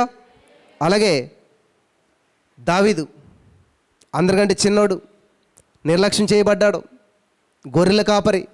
ఆయన గతం అంతా కూడా అడవిలో గడిచింది, ఆయన గతం అంతా గొర్రెల కాపరిగా జీవించాడు. ఆయన గతం అంతా కూడా గందరగోళంలో ఉన్నది. ఎందుకంటే తండ్రికి పౌరుషత్వం కోసం వేరే కామని వివాహం చేసుకున్నాడు. కాబట్టి అన్నదమ్ములంతా కూడా ఈడు మనకు సంబంధించినడు కాదు అని చెప్పి దూరంగా పెట్టారు. తండ్రి కూడా నీకు ఎంతమంది పిల్లలయ్యా అంటే అందరి పేర్లు చెప్పాడు, కానీ దావీదుని మర్చిపోయాడు. వింటున్నారా? కానీ దేవుడు ఏం చేశాడంటే, అందరూ నన్ను మర్చినా నీవు నన్ను పాట పాడతాం, కానీ పాట అయిపోయిన వెంటనే మళ్ళీ డిప్రెషన్లోకి వెళ్ళిపోతాం.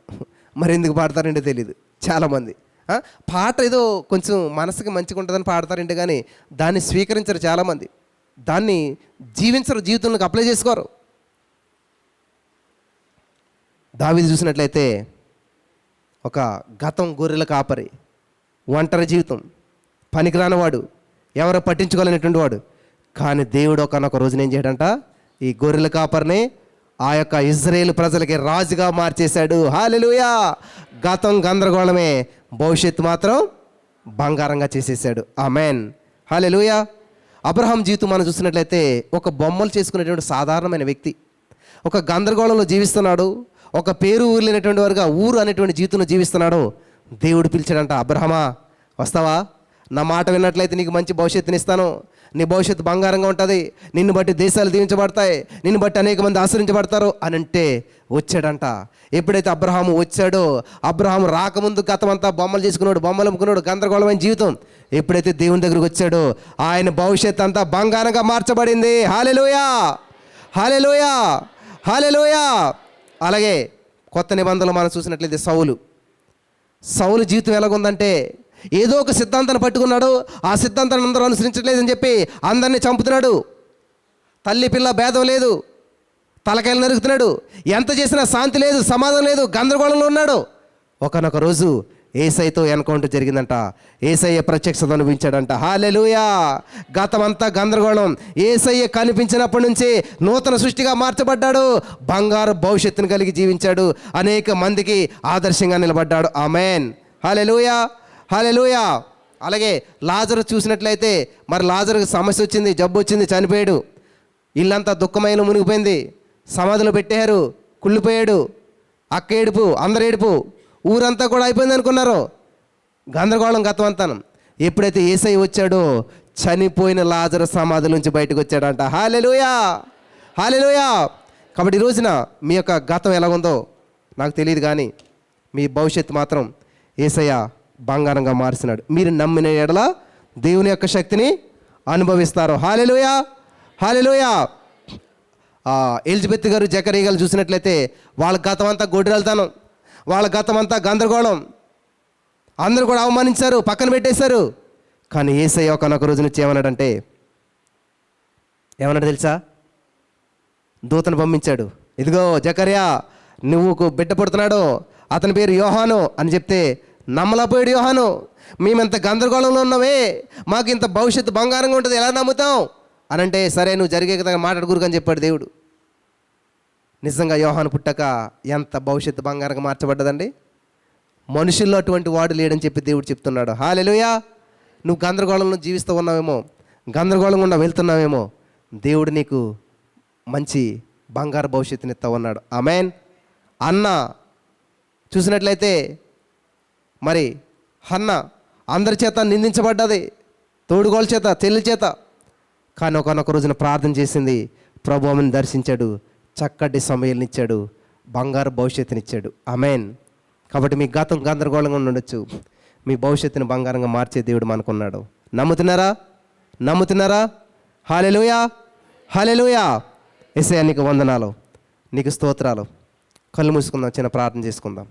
స్తోత్రం దేవా, సర్వోన్నతుడా, ఈరోజు నిజమే మా గతం గందరగోళంలో ఉన్నది, కానీ మంచి భవిష్యత్తునిచ్చావు. మా భవిష్యత్తును బంగారంగా నువ్వు మార్చేసావు. బంగారు భవిష్యత్తును మా కొరకు సిద్ధం చేశావు. అది అనుభవించడానికి కృప చూపించమని, సమస్త మహిమ మీరే తెచ్చుకొని ఇంతవరకు నువ్వు చేసిన అద్భుతాలను బట్టి నీకు వందనం చెల్లిస్తున్నాం. నీ నామ మహిమార్థ నడిపించి కృప చూపించమని యేసుక్రీస్తు నామములో ప్రార్థించినామే, పొందుకుని నామ పరమ తండ్రి. ఆమేన్. హల్లెలూయా. దయచేసి మీరంతా కూడా క్రమంగా ఉన్నందుకు వందనాలు చెల్లిస్తూ ఉన్నాం. వాష్రూమ్స్ అనేటువంటి వెనకాల ఉన్నాయి. సో దయచేసి ఎవరు ఏమి ఇబ్బంది పడకుండా, మరి ఆల్మోస్ట్